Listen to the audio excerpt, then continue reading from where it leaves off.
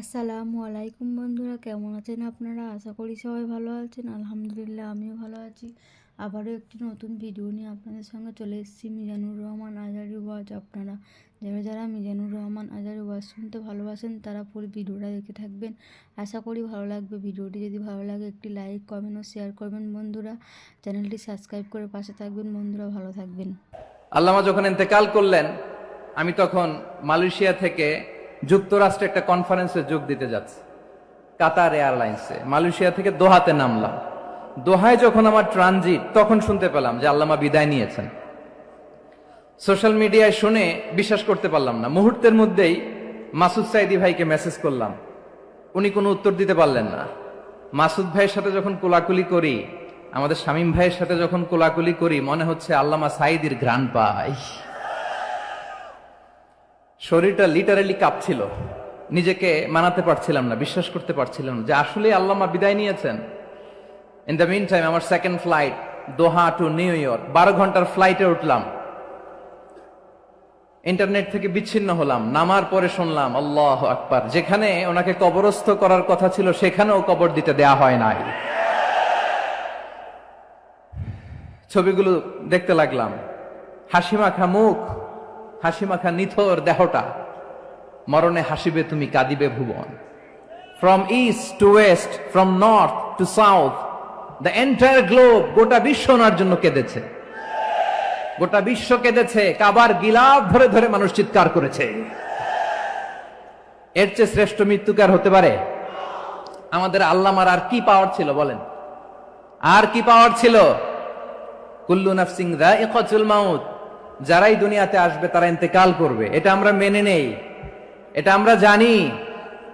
কিন্তু অবাক করা বিষয় হচ্ছে আমরা আজও জানি না আমাদের আল্লামার মৃত্যু কি স্বাভাবিক হয়েছে নাকি এটা পরিকল্পিত মেডিকেল কিলিং ছিল। এটা যে পরিকল্পিত মেডিকেল কিলিং ছিল, এটা ধারণা করার পেছনে অনেক কারণ আছে। তিনি আধিপত্যবাদের বিরুদ্ধে সোচ্চার ছিলেন, ফ্যাসিবাদের বিরুদ্ধে সোচ্চার ছিলেন, রাজনৈতিক প্রতিহিংসার শিকার ছিলেন। এজন্য এটা মেডিকেল কিলিং হতে পারে এ ধারণা আমরা করতেই পারি। আওয়াজ করে বলেন ঠিক কিনা? যে সময়টা আমরা কাটাচ্ছি, এত সুন্দর সময় বাংলাদেশ আর পাবে না। আমাদের জন্মের পর থেকে এরকম চমৎকার সময় আমরা পাই নাই। এটাই আসল সময়। আমরা ইন্টারিম গভর্নমেন্টের কাছে দাবি জানাই, উচ্চতর তদন্ত কমিটি করে এটা কি হত্যাকাণ্ড ছিল নাকি স্বাভাবিক মৃত্যু ছিল, এই রিপোর্ট গণমানুষের কাছে প্রচার করে জানাতে হবে। এই দাবির সাথে কি সবাই আপনারা একমত? কারা কারা একমত হাত তুলে দেখান।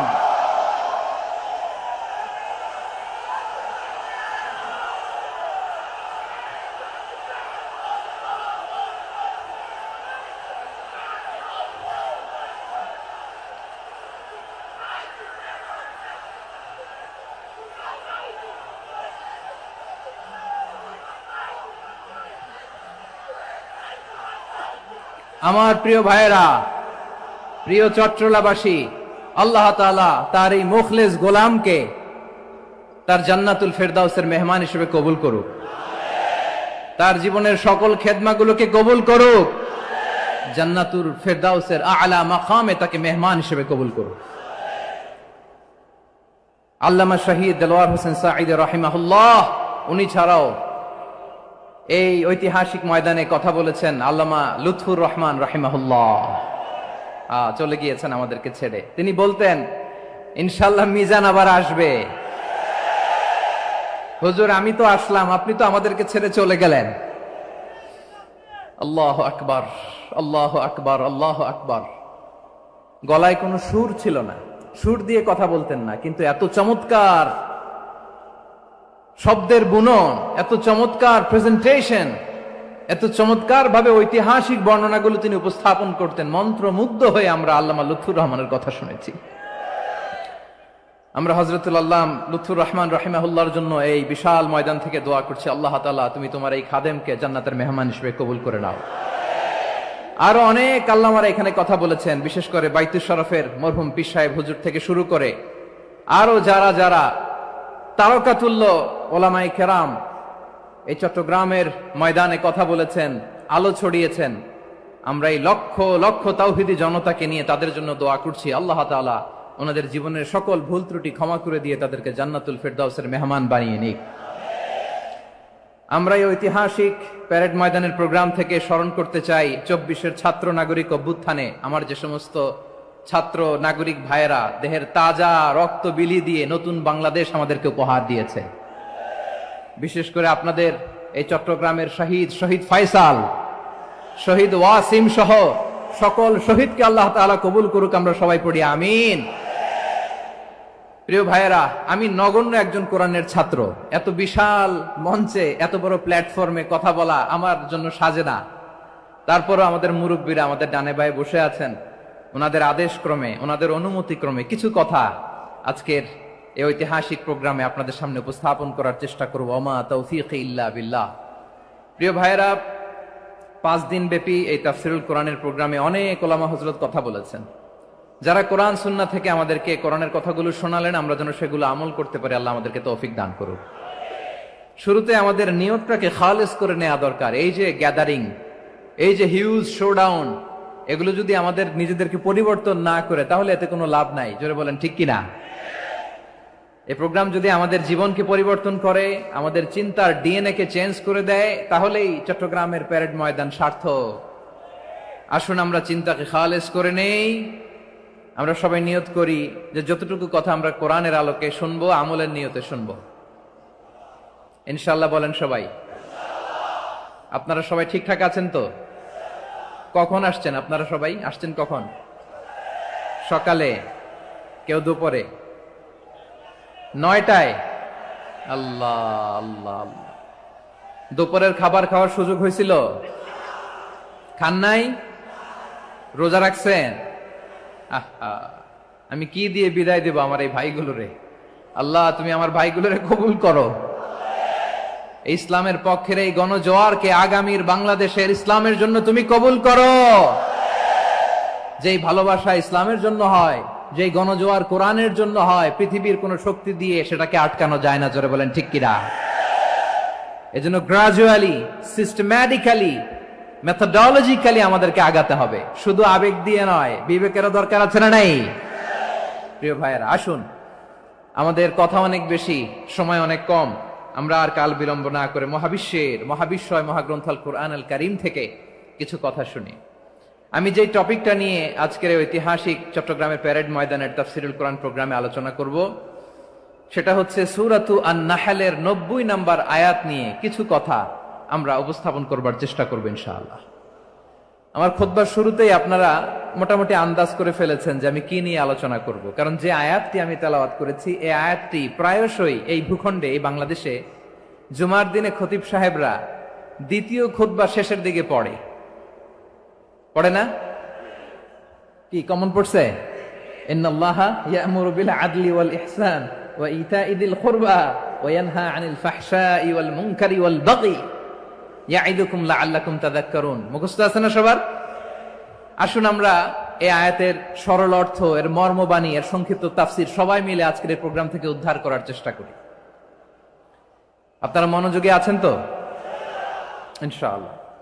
এই আয়াতটা অনেক কম্প্রিহেন্সিভ একটা আয়াত।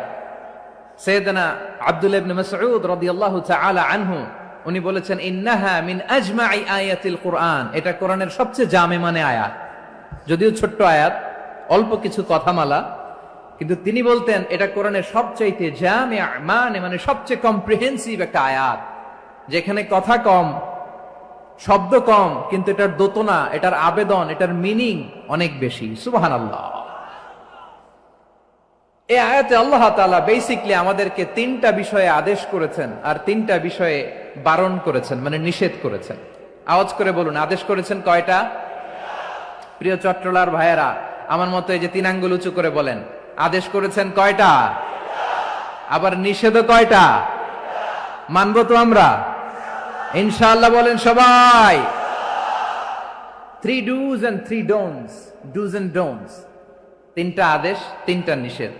এই 3টা আদেশ আর 3টা নিষেধের ভেতরে আল্লাহ তাআলা গোটা ইসলামী শরিয়ার মূল নির্যাসকে ঢুকিয়ে দিয়েছেন। সুবহানাল্লাহ।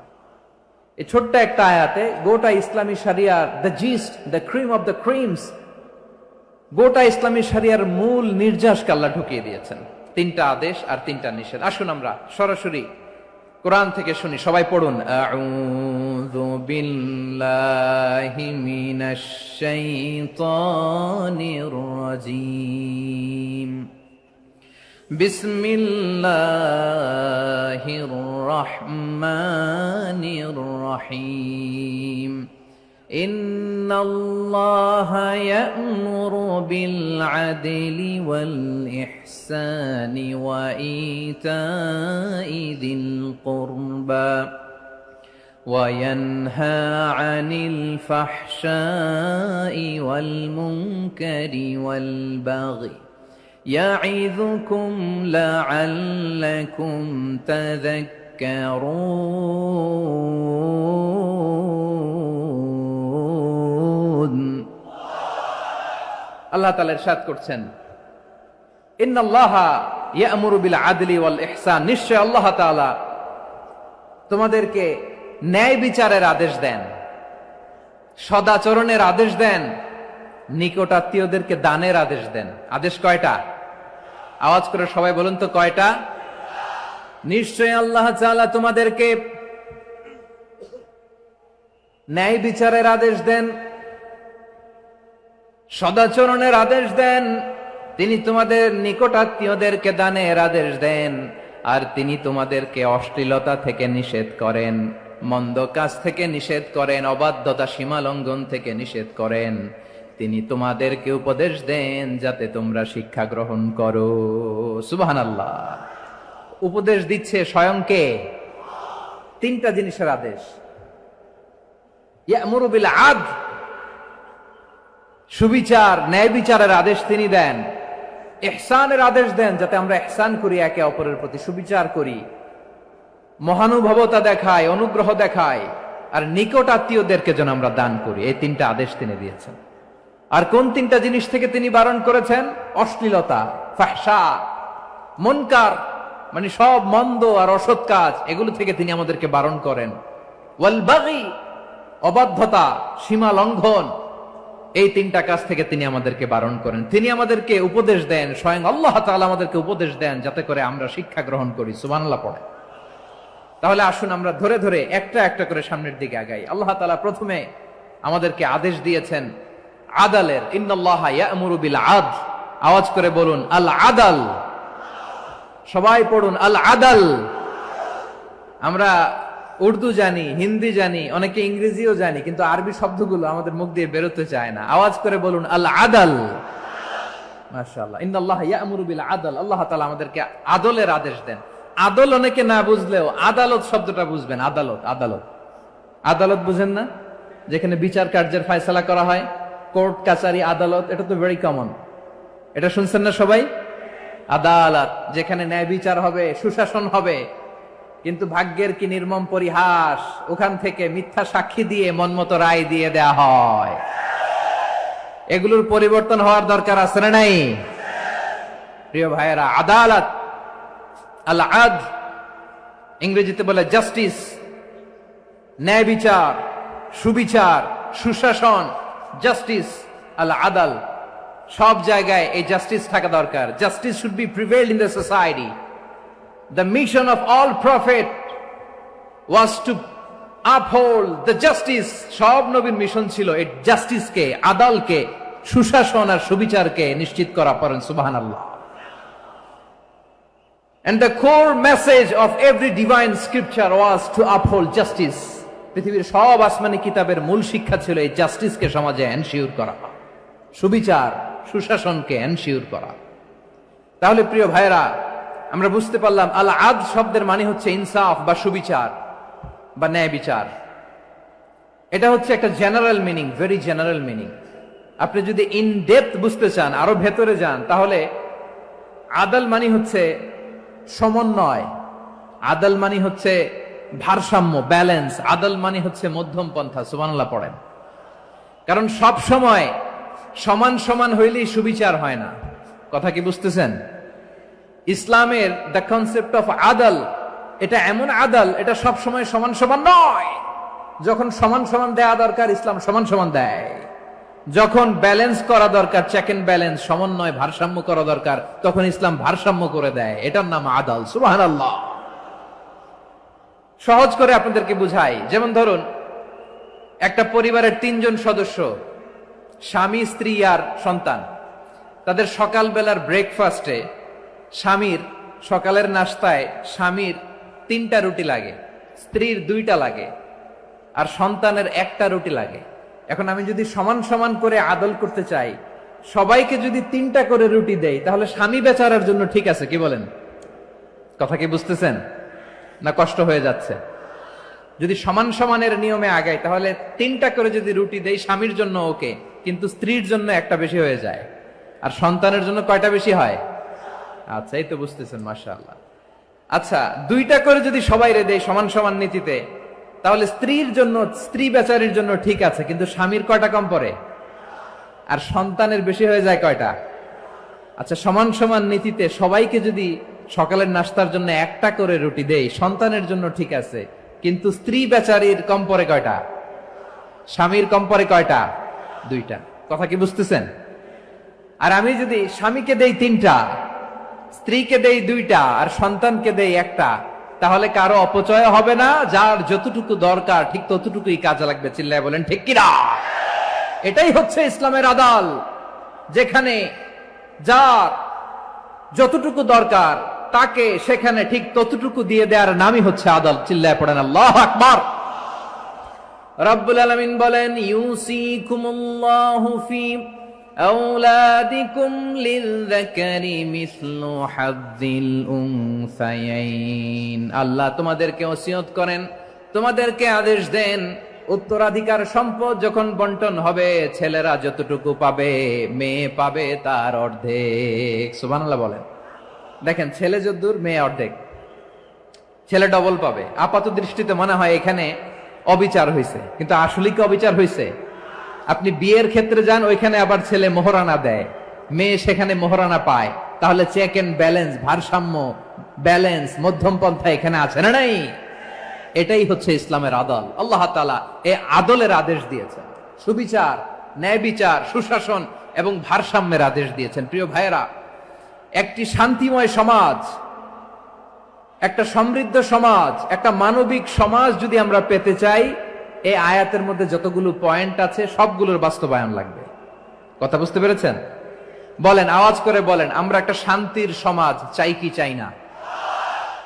আমরা একটা সমৃদ্ধ বাংলাদেশ চাই কি চাই না? আমরা একটা মানবিক বাংলাদেশ চাই কি চাই না? এই আয়াতে আল্লাহ তাআলা একটা মানবিক সমাজের রূপরেখা টেনেছেন। তার প্রথম কথা হচ্ছে, ইন্নাল্লাহা ইয়ামুরু বিল আদল। আল্লাহ তাআলা তোমাদেরকে আদলের নির্দেশনা দেয়, সুবিচার, সুশাসনের নির্দেশনা দেয়। যে সমাজে আদল থাকে না, সেই সমাজে জুলুম মানুষের ঘাড়ে চেপে বসে। আদলের বিপরীত হচ্ছে জুলুম। আদলের বিপরীত কি? জুলুম বা জাওর, অত্যাচার, অবিচার, বৈষম্য।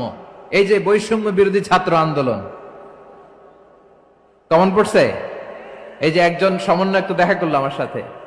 জুলুম মানে হচ্ছে বৈষম্য। বৈষম্যের স্থান ইসলামে নাই, অবিচারের স্থান ইসলামে নাই, জুলুমের স্থান ইসলামে নাই। আল্লাহ তাআলা বলেন যে আমি জুলুমকে নিজের জন্য হারাম করেছি এবং তোমাদের জন্য হারাম করেছি। বিশ্বনবী ফরমান, আল্লাহ তাআলা বলেন হাদিসে কুদসিতে, ইয়া ইবাদি ইন্নী হারামতুয যুলমা আলা নাফসি ওয়া জাআলতুহু বাইনাকুম মুহাররামান ফালা তাযালামু। আমার গোলামেরা শোনো, নিশ্চয় আমি আল্লাহ তাআলা জুলুমকে আমি আমার উপরে হারাম করেছি, অনুরূপ ভাবে জুলুম করাকে তোমাদের উপরেও হারাম করেছি। ফলে ফালা তাযালামু, তোমরা একে অপরের সাথে জুলুম করো না। নির্দেশনাটা কার? খবরদার, জুলুমের সাথে আমাদের কোনো সম্পর্ক নাই। আল্লাহ তাআলা আদলের আদেশ দিয়েছেন, আদালতের আদেশ দিয়েছেন, সুশাসনের, ন্যায় বিচারের আদেশ দিয়েছেন। ইন্নাল্লাহা ইয়ামুরু বিল আদল। আমাদেরকে আদল প্রতিষ্ঠা করতে হবে। জুলুমের সাথে ইসলামের কোনো সম্পর্ক নাই। আল্লাহ তাআলা জালিমদের জন্য কঠিন শাস্তি প্রস্তুত করে রেখেছেন। যারা এই আদলকে ভুলুণ্ঠিত করে জুলুমের রাস্তায় হাঁটতে চায়, তাদের প্রাপ্য কিয়ামতের ময়দানে বুঝিয়ে দিবে কে? আল্লাহ তাআলা তাদের প্রাপ্যকে বুঝিয়ে দিবেন। এজন্য বিশ্বনবী বলে, খবরদার, তোমরা ইনসাফ করবে, আদল করবে, জুলুম করবে না। আয-যুলমু যুলুমাতুন ইয়াউমাল কিয়ামা, জুলুম কিয়ামতের দিন অন্ধকার হয়ে জালিমের ঘাড়ে চেপে বসবে। আবার বিশ্বনবী বলতেন, ইত্তাকি দাওয়াতাল মাজলুম, খবরদার তোমরা মজলুমের কান্নাকে ভয় করো। ফাইন্নাহু লাইসা বাইনাহু ওয়া বাইনাল্লাহি হিজাব, কেননা মজলুমের কান্নার মাঝে আর আল্লাহর আরশের মাঝে কোনো পর্দা থাকে না। বিশ্বাস হয়? এই কথা বিশ্বাস হয়? এর জলজ্যান্ত প্রমাণ তো আমরা নিজেরাই দেখলাম। হ্যাঁ, মজলুমের কান্না ফুলে ফেপে মহিরুহ হয়ে পাহাড়ের মতো হয়ে বিস্ফোরিত হয়ে জালিমের মসনদকে ছারখার করে দিয়েছে। এর প্রমাণ তো আমরা নিজেরাই তো দেখলাম। জালিমের পরিণতি কি হয় আমরা জীবদ্দশাই তো দেখলাম। এমনও কোন জুলুম নাই যে হয় নাই, ঠিক কিনা বলেন? আহারে জুলুম, আহারে জুলুম। রিসেন্টলি আয়না ঘরের কিছু ছবি প্রকাশিত হয়েছে সোশ্যাল মিডিয়ায়, দেখেছেন আপনারা? হ্যাঁ, ছোট্ট একটা জায়গা, স্বাধীন মানুষকে প্রাণীর মতো পাখির মতো খাঁচায় বন্দি করে রেখেছে। কখন দিন কখন রাত কিচ্ছু জানে না, কখন দিন কখন রাত কিছু জানে না। বছরের পর বছর কেটে গিয়েছে। এক্সট্রা জুডিশিয়াল কিলিং এর কোনো হিসাব নাই, বিচার বহির্ভূত হত্যা, এনফোর্স ডিসঅ্যাপিয়ারেন্স, গুম, যেটা সবচাইতে বড় মানবতা বিরোধী অপরাধ। কত মানুষ যে গুম হয়েছে তার কোনো ইয়ত্তা নাই। যেই ফ্যামিলির সদস্য গুম হয়েছে তারা কি ওই লোকটার জন্য মাগফিরাতের দোয়া করবে নাকি সুস্বাস্থ্যের দোয়া করবে তারা নিজেরাও জানতো না, কারণ জানে না ও বেঁচে আছে না মরে গেছে। আহা, বিডিআর নওজওয়ানদের যারা ছাড়া পেল দেখলাম, বিনা অপরাধে কোন অন্যায় ছাড়া অপরাধ ছাড়া তাদের জীবন থেকে, তাদের তারুণ্যের, তাদের যৌবনের 15 বছর 16 বছর 17 বছর নাই, 6 মাস বয়সের ছোট বাচ্চাকে রেখে জেলে গেছে। 6 মাসের মেয়ে বেরোয় দেখে মেয়ের বয়স 17 বছর। মেয়ে বাবারে চিনে না, বাবা মেয়েরে চিনে না। মেয়েকে এখন বিয়ে দিয়ে আরেক ছেলের হাতে তুলে দিবে। মেয়ের শৈশব বাবা দেখে নাই, মেয়ের কৈশোর বাবা দেখে নাই, মেয়ের তারুণ্য দেখে নাই। আরেক যুবককে দেখলাম 14 বছরের 14 দিনের সংসার, 2 সপ্তাহের সংসার শেষে জেলে গেছে। কত যুবকের যে স্ত্রী চলে গিয়েছে ফ্যামিলি ছেড়ে, কারণ জানে না তো কবে আসবে, কি হবে, কেউ জানতো না। দাম্পত্য জীবনের মাত্র 14 দিনের স্মৃতি, এই স্মৃতিকে আঁকড়ে ধরে এক বোন 16টা বছর 17টা বছর কাটিয়ে দিয়েছে। আমি নিউজটা দেখে ভাবলাম, আমার এই বোনের প্রতিটি দিন কিভাবে কেটেছে, প্রতিটি রাত কিভাবে কেটেছে, প্রতিটি ক্ষণ কিভাবে কেটেছে। বিশ্বনবী বলেছেন, ইত্তাকি দাওয়াতাল মাজলুম ফাইন্না লাইসা বাইনাহু ওয়া বাইনাল্লাহি হিজাব। মাজলুমের কান্নাকে ভয় করো, কারণ মাজলুমের কান্না আর আল্লাহর মাঝে কোনো পর্দা থাকে না। আমরা আর এরকম কোন জুলুম বাংলাদেশে দেখতে চাই না, জোরে বলেন ঠিক কিনা? আর কেউ নতুন করে জালিম হোক আপনারা চান? আবার নতুন করে কেউ ফ্যাসিস্ট হোক আপনারা চান? এক দল আরেক দলকে নিশ্চিহ্ন করার রাজনীতিতে মেতে উঠুক এটা আপনারা চান?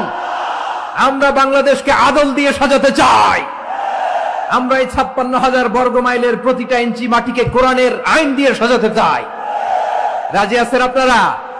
কারা কারা রাজি দেখান হাত তুলে আল্লাহকে।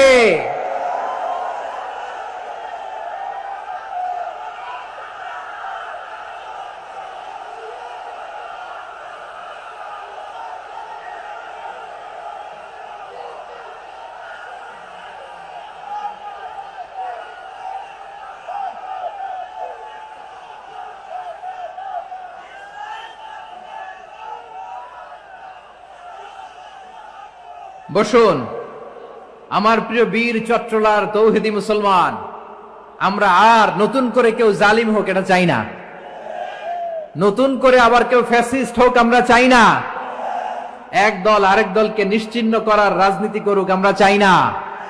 আমরা সুশাসনের বাংলাদেশ চাই, আমরা মানবিক বাংলাদেশ চাই, আমরা একটা সমৃদ্ধ বাংলাদেশ চাই, আমরা বিশ্বের বুকে সম্মান নিয়ে মাথা উঁচু করে দাঁড়াতে চাই, ঠিক কিনা বলেন? আল্লাহ বললেন, এটা যদি তোমরা চাও একটা সমৃদ্ধ সমাজ যদি বিনির্মাণ করতে চাও, মানবিক সমাজ যদি বিনির্মাণ করতে চাও, আমি তোমাদেরকে সেজন্য প্রথমেই আদালতের নির্দেশ দিলাম। ইন্নাল্লাহা ইয়া'মুরু বিল আদল, নিশ্চয় আল্লাহ তাআলা তোমাদেরকে ন্যায় বিচার সুশাসন এটার আদেশ দেন। সুবহানাল্লাহ। আদাল, ন্যায় বিচারের আদেশ আল্লাহ তাআলা কোরআনের বিভিন্ন আয়াতে দিয়েছেন। আল্লাহ তাআলা বলছেন, ইন্নাল্লাহা يأمركم أن تؤدوا الأمانات إلى أهلها وإذا حكمتم بين الناس أن تحكموا بالعدل إن الله نعم ما يعظكم به إن الله كان سميعا بصيرا। আল্লাহ তাআলা বললেন, আল্লাহ আদেশ দিচ্ছেন যে ব্যক্তি আমানতের হকদার তার হাতে তোমরা আমানত পৌঁছে দাও, আর যখন তোমরা বিচার কার্য করবে, বিচার ফয়সালা করবে, আদালতের সাথে করো। সুবহানাল্লাহ বলেন। ওয়া ইযা হাকামতুম বাইনান নাসি আন তাহকুমু বিল আদল, আদালতের সাথে করবা। আল্লাহ তাআলা বলেন, যারা জাজ হবে, বিচারক হবে, তাদের যদি বাদী বিবাদীর কারো সাথে শত্রুতা থাকে, কারো সাথে যদি কোনো ধরনের রেষারেষি থাকে, আল্লাহ বলেন বিচার কার্য করতে যে ওই শত্রুতা রেষারেষির কারণে আদালতের বাইরে যে অবিচার করে বিচার করো না। ওয়ালা ইয়াজরিমান্নাকুম শানাআনু কওমিন আলা আল্লা তা'দিলু ই'দিলু হুয়া আকরাবু লিত্তাকওয়া ওয়াত্তাকুল্লাহা ইন্নাল্লাহা খাবীরুম বিমা তা'মালুন। খবরদার কোন জাতির প্রতি, কোন গোষ্ঠীর প্রতি, কোন গোত্রের প্রতি আক্রোশ যেন তোমাদেরকে ন্যায় বিচার থেকে দূরে সরিয়ে না দেয়, বরং আমি আল্লাহর আদেশ হলো ই'দিলু, তোমরা আদল করো, ন্যায় বিচার করো, সুবিচার করো, সুশাসন প্রতিষ্ঠা করো। হুয়া আকরাবু লিত্তাকওয়া, এটাই তাকওয়ার সবচেয়ে কাছাকাছি। সুবহানাল্লাহ বলেন। কোরআনের বিভিন্ন আয়াতে আল্লাহ তাআলা স্পেসিফিকলি ধরে ধরে বিচার করার সময় আমরা যেন আদাল করি সেটা বলেছেন। কোরআনের কোন কোন জায়গায় আল্লাহ তাআলা এই আল আদল শব্দটা ব্যবহার করেছেন। আবার একই জিনিস ইনসাফ, সুবিচার, সুশাসন, ন্যায় বিচার, ন্যায় পরায়ণতা বুঝাতে আল্লাহ তাআলা কখনো কখনো আল কিসত শব্দটা ব্যবহার করেছেন। আওয়াজ করে সবাই বলুন আল কিসত। প্রিয় ভাইরা, সবাই আওয়াজ করে আমার সাথে সাথে বলুন আল কিসত। আল্লাহ তাআলা বলেন, ওয়া ইন হাকামতা ফাহকুম বাইনাহুম বিল কিসতি ইন্নাল্লাহা ইউহিব্বুল মুকসিতিন। যখন তুমি বিচার করবে, বিশ্বনবীকে উদ্দেশ্য করে অ্যাড্রেস করে বললেন, নবী হে, ইহুদিরা কোনো বিষয়ে মীমাংসার জন্য যদি আপনার দরবারে আসে, যদি বিচার করতে হয়, খবরদার অবিচার করবেন না। ফয়সালা যেটা করবেন কিসতের সাথে করবেন, ন্যায় পরায়ণতার সাথে করবেন, কারণ ইন্নাল্লাহা ইউহিব্বুল মুকসিতিন, নিশ্চয় আল্লাহ রাব্বুল ইজ্জাত ন্যায় পরায়ণশীলদেরকে বড্ড ভালোবাসেন। সুবহানাল্লাহ বলেন। ন্যায় পরায়ণ লোকদেরকে আল্লাহ তাআলা বড্ড ভালোবাসেন। অন্য আয়াতে আল্লাহ তাআলা বলছেন, وَنَضَعُ الْمَوَازِينَ الْقِسْطَ لِيَوْمِ الْقِيَامَةِ فَلَا تُظْلَمُ نَفْسٌ شَيْئًا। আমি কিয়ামতের দিন ন্যায় পরায়ণতার মানদণ্ড স্থাপন করব, যেটাকে আমরা মিজানের পাল্লা বলি। আল্লাহ বলেন, ন্যায় বিচারের মানদণ্ড কিয়ামতের ময়দানে আমি আল্লাহ স্থাপন করব। সেদিন কারো প্রতি বিন্দু পরিমাণ, এক চুল পরিমাণ অবিচার করা হবে না, কোনো অবিচার করা হবে না। সেদিন সুশাসন হবে, সুবিচার হবে, ন্যায় পরায়ণতার সাথে বিচার হবে। আওয়াজ করে পড়েন আল্লাহু আকবার। তাহলে প্রিয় ভাইরা, যে তিনটি বিষয়ে আল্লাহ তাআলা আমাদেরকে আদেশ দিয়েছেন, তার প্রথমটা হচ্ছে আদালত, ইনসাফ, সুবিচার, ন্যায় বিচার। এটা আমরা চাই কি চাই না? বিশ্বনবী ন্যায় বিচার, ন্যায় পরায়ণতা, সুশাসন প্রতিষ্ঠিত করেন কি করেন নাই? আপনারা বিশ্বনবীর সিরাত যারা পড়েছেন, আপনি দেখবেন বিশ্বনবীর সিরাতের পরতে পরতে, বাঁকে বাঁকে, সিরাতের বাঁকে বাঁকে এই আদালতের নমুনা মেলে। সুবহানাল্লাহ বলেন। ছোট্ট একটা নমুনা রাসূল সাল্লাল্লাহু আলাইহি ওয়াসাল্লামের আসসিরা আল আতরা থেকে ছোট্ট একটা নমুনা আপনাদের খেদমতে এখানে উপস্থাপন করি। বিশ্বনবী সাল্লাল্লাহু আলাইহি ওয়াসাল্লাম মক্কা বিজয় করলেন ৮ম হিজরিতে। মক্কা বিজয় শেষে তিনি কয়েক সপ্তাহ মক্কাতে অবস্থান করলেন। ইন দ্য মিন টাইম মক্কার একটা ভেরি প্রেস্টিজিয়াস এন্ড ডিগনিফাইড ফ্যামিলির নারী চুরিতে ধরা পড়ল। কিসে ধরা পড়ল? সবাই বলেন কিসে? আমাদের সমাজে আসেনি এটা? আছে? ছোট না বড়? হ্যাঁ, হিসাব করে শেষ করা যায় না। ৩.৫ লাখ কোটি টাকা নাই উন্নয়ন প্রকল্পের নামে। উন্নয়ন প্রকল্পের নামে ৩.৫ লাখ কোটি টাকা নাই। ৩.৫ লাখ কোটি টাকা লিখতে পারবেন আপনি? এক টানে লিখতে পারবেন? বুঝতেছেন কত বড় সংখ্যা? হ্যাঁ, বনু মাখজুমিয়া গোত্রের এক নারী মক্কায় চুরিতে ধরা পড়ল। বলেন তো চুরি করলে বিধান কি? কি কাটতে হবে? চুরির বিধান হলো হাত কেটে দাও। তাও সেটা গোপনে নয়, প্রকাশ্যে জনসম্মুখে হাত কেটে দাও। বনু মাখজুমিয়া গোত্রের নারী যখন চুরিতে ধরা পড়লো, সাহাবারা চিন্তায় পড়ে গেলেন। সবেমাত্র মক্কার লোকেরা কালিমা পড়ে মুসলমান হয়েছে, ইসলামের আইন কানুন তেমন জানে না, ইসলামী শরিয়ার সাথে বেশি পরিচিত নয়। এখন যদি বিশ্বনবী চুরির যেই বিধান এটা যদি কায়েম করে হাত যদি কেটে দেয়, না জানি মক্কার লোকেরা আবার বিগড়ে যায়, না জানি মক্কার লোকেরা আবার মুরতাদ হয়ে যায়, না জানি মক্কার লোকেরা ইসলাম থেকে দূরে সরে যায়। চলো চলো, সাহাবীরা মিলে পরামর্শ করলেন, চলো বিশ্বনবীর কাছে যে বলি, ও নবী, শুধু কেবলমাত্র একমাত্র এই নারীর জন্য চুরির হাত কাটার বিধানটা আপনি একটু থামিয়ে দেন।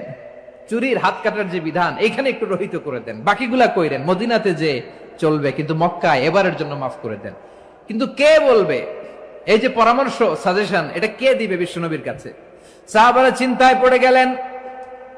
আল্লাহর নবীর সামনে দাঁড়িয়ে আল্লাহর দেয়া হুদুদ, আল্লাহর দেয়া বিধান থামিয়ে দেওয়া, মাফ করে দেওয়া, এই কথা বিশ্বনবীর সামনে বলার সাহস তো কেউ রাখে না।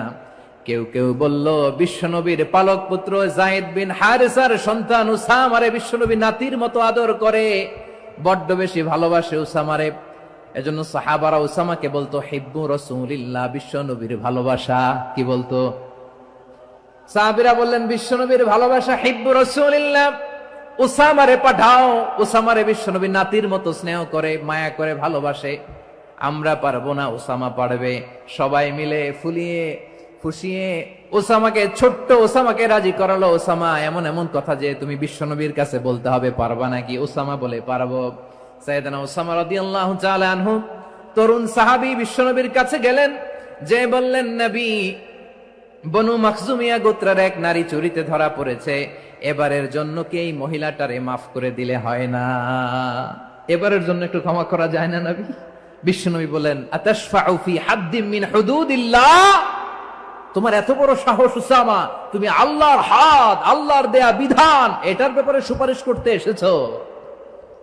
তোমরা কি জানো তোমাদের আগে যত কওম, যত গোত্র, যত জনপদ ধ্বংস হয়েছে তার কারণ ছিল তাদের মধ্যে গরিবরা অন্যায় করলে তারা বিচার করত, আর ধনীরা অন্যায় করলে তারা মাফ করে দিত। খবরদার! ওয়া আইমুল্লাহ লাউ আন্না ফাতিমাতা বিনতি মুহাম্মাদিন সারাকাত লাকাতা মুহাম্মাদুন ইয়াদাহা। বিশ্বনবী বললেন, আরে ওসামা, বানু মাখজুমিয়ার ওই প্রেস্টিজিয়াস এন্ড ডিগনিফাইড ফ্যামিলির মেয়ে তো দূর কি বাত, অনেক দূরের কথা। জেনে রেখো ওসামা, আমার কলিজার টুকরা নয়নের পুটুলি ফাতেমাও যদি মক্কার জমিনে আজকে এই চুরির দায়ে ধরা পড়তো, আমি বিশ্বনবী মুহাম্মাদুর রাসূলুল্লাহ ধরে ফাতেমার ডান হাতটা কেটে দিতে এক বিলম্ব দেরি করতাম না। ইন্নাল্লাহা ইয়া'মুরু বিল আদল, আমাদেরকে জাস্টিস শিখায় পশ্চিমারা, আমাদেরকে ইনসাফ শিখায়, আমাদেরকে সুশাসন শিখায়। আর ইনসাফ, সুশাসন, ন্যায় বিচার, সুবিচার, জাস্টিস কারে বলে বিশ্বনবীর বায়োগ্রাফি থেকে জেনে নাও। এই ছিল বিশ্বনবী সাল্লাল্লাহু আলাইহি ওয়াসাল্লামের আদালতের নমুনা। আপনি যদি সাইয়েদনা ওমর ফারুকের জীবনের দিকে তাকান, এমন কঠোর, এমন বীর সেনানী ছিলেন। সাইয়েদনা ওমরে ফারুক যদি রাস্তার এই মাথা দিয়ে হাঁটা শুরু করতেন, শয়তান ওমরে ফারুককে দেখলে ওই রাস্তা রেখে দিয়ে অন্য রাস্তা দিয়ে হাঁটতো। সুবহানাল্লাহ। ওমরে ফারুক রাদিয়াল্লাহু তাআলা আনহু কি পার্সোনালিটি ছিল, কি পার্সোনালিটি। আমাদের এলাকায় ছোট বাচ্চারা রাতে ভাত খেতে চায় না, আমার মেয়েটাও খেতে চায় না। এই এটা দিব ওইটা দিব, আজকে মাহফিলে আসার সময় বলে দিছে লিস্ট করে এটা এটা আনতে হবে। তো ছোট্ট বাচ্চাদের অনেক বায়না থাকে, ওরা রাতে খেতে চায় না। তো মায়েরা বিভিন্ন ভয় দেখায়, এই বাঘ আসবে খাও, এই ভূত আসবে খাও। আপনারা কি বলেন চট্টগ্রামে? কি আসবে? হ্যাঁ, ভূত ভূত ভূত আসবে, বাঘ আসবে, খাও খাও খাও, তাড়াতাড়ি খাও। তো বাচ্চারা এগুলো শুনে ভয়ে খেতে শুরু করে। মদিনার জমিনেও একই ঘটনা ঘটতো। মদিনার ছোট্ট ছোট্ট সোনামণিরা খেতে চাইতো না। তো মায়েরা বলতো, হা হুয়া ইয়াতি উমর, হা হুয়া ইয়াতি উমর, ওই যে উমর আসতেছে, উমর। ওমরে ফারুকের কথা শুনলে বাচ্চারা একেবারে ঠান্ডা। সুবহানাল্লাহ পড়বেন না?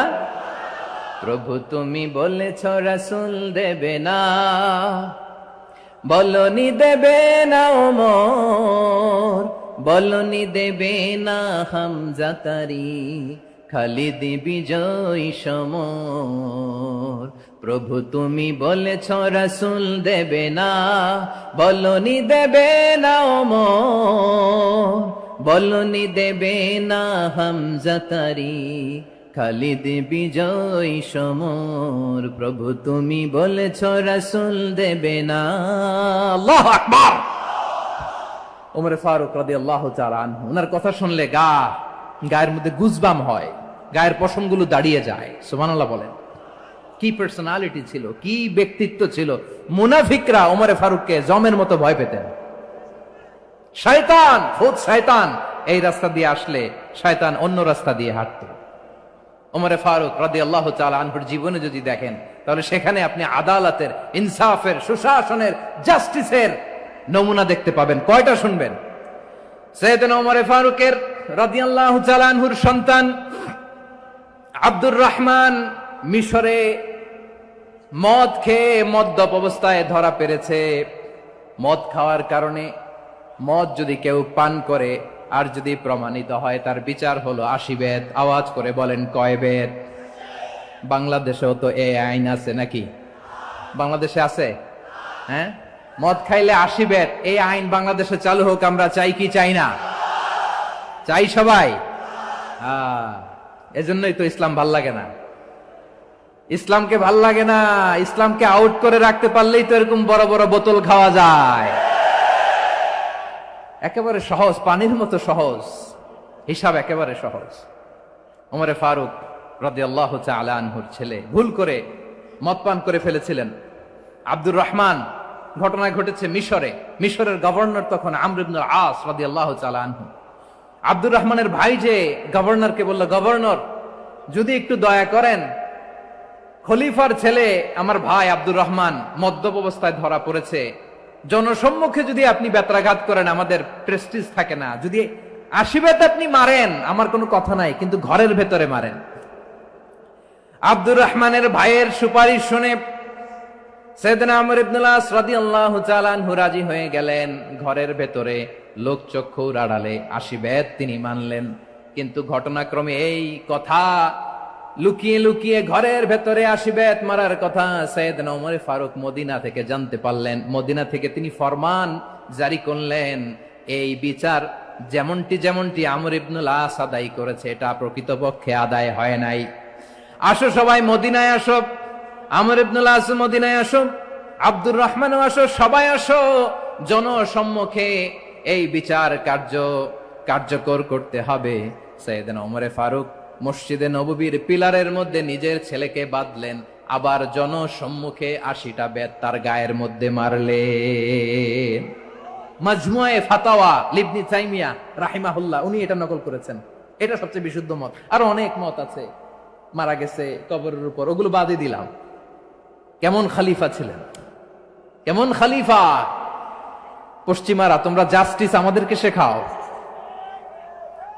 ইনসাফ কারে বলে, সুশাসন আমাদেরকে তোমরা শিখাও। ওমরে ফারুক রাদিয়াল্লাহু তাআলা আনহু ওই বিচারকে তিনি ধর্তব্য মনে করেন নাই, মদিনাতে এনে আবার জনসম্মুখে আবার আশীর্বাদ মেরেছেন।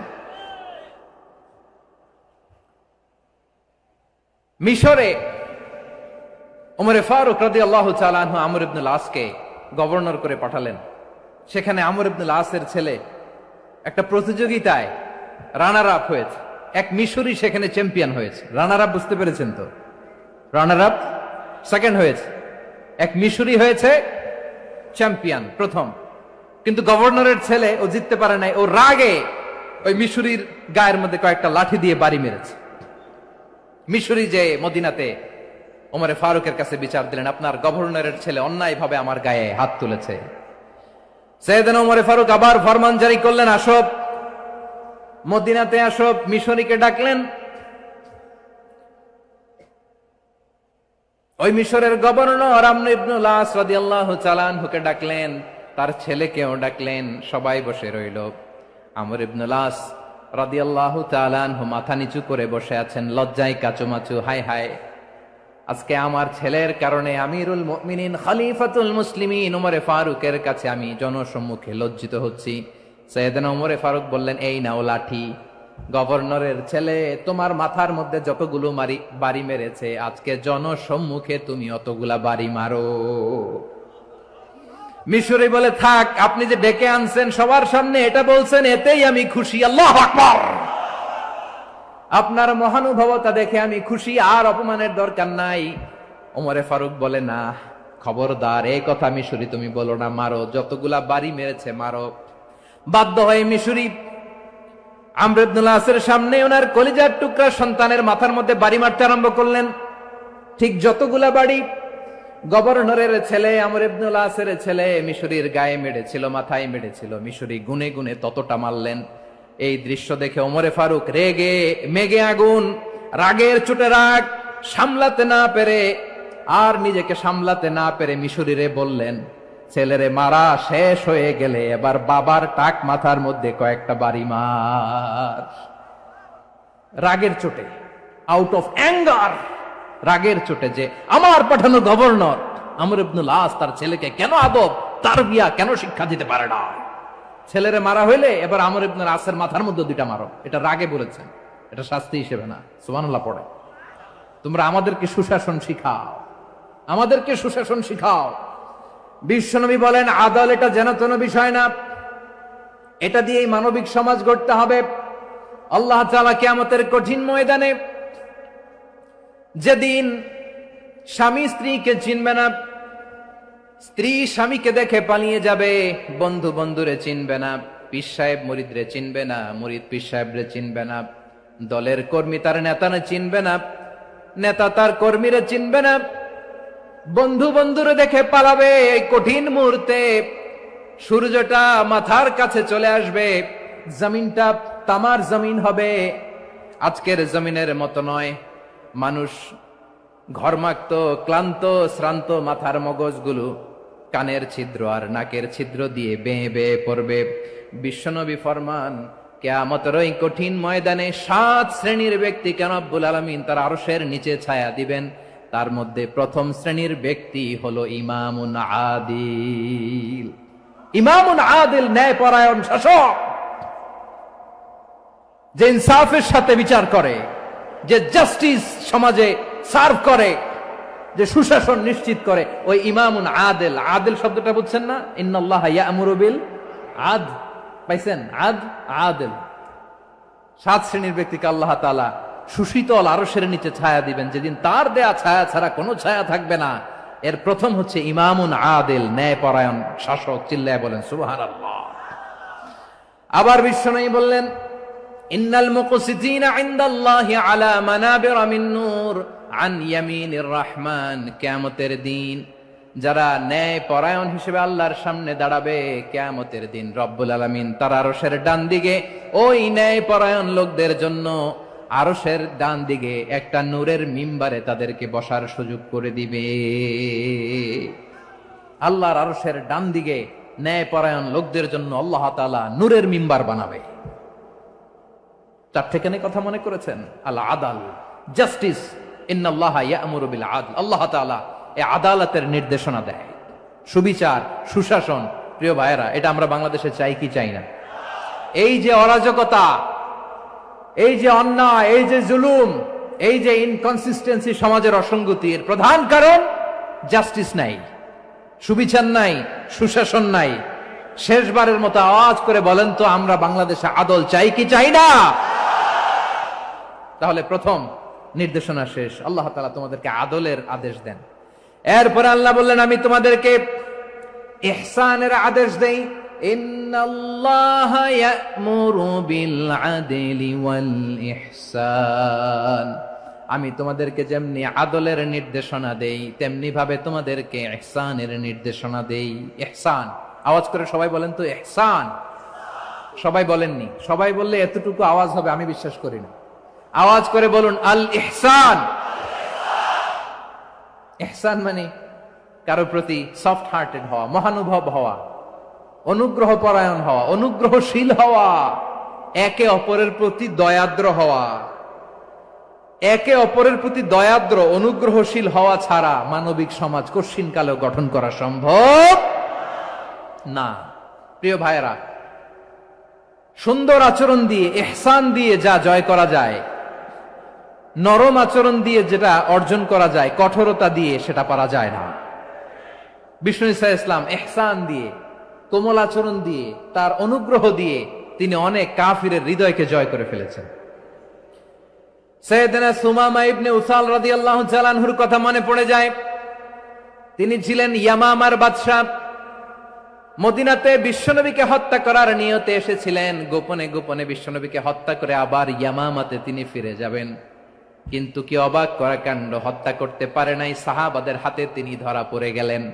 সাইয়েদনা সুমামা ইবনে উসাল রাদিয়াল্লাহু তাআলা আনহু হত্যার নিয়তে আসলেন, কিন্তু হত্যা করতে পারলেন না। সাহাবারা ওনাকে ধরে ফেললেন, ধরে মসজিদে নববীর পিলারের মধ্যে বেঁধে রাখলেন।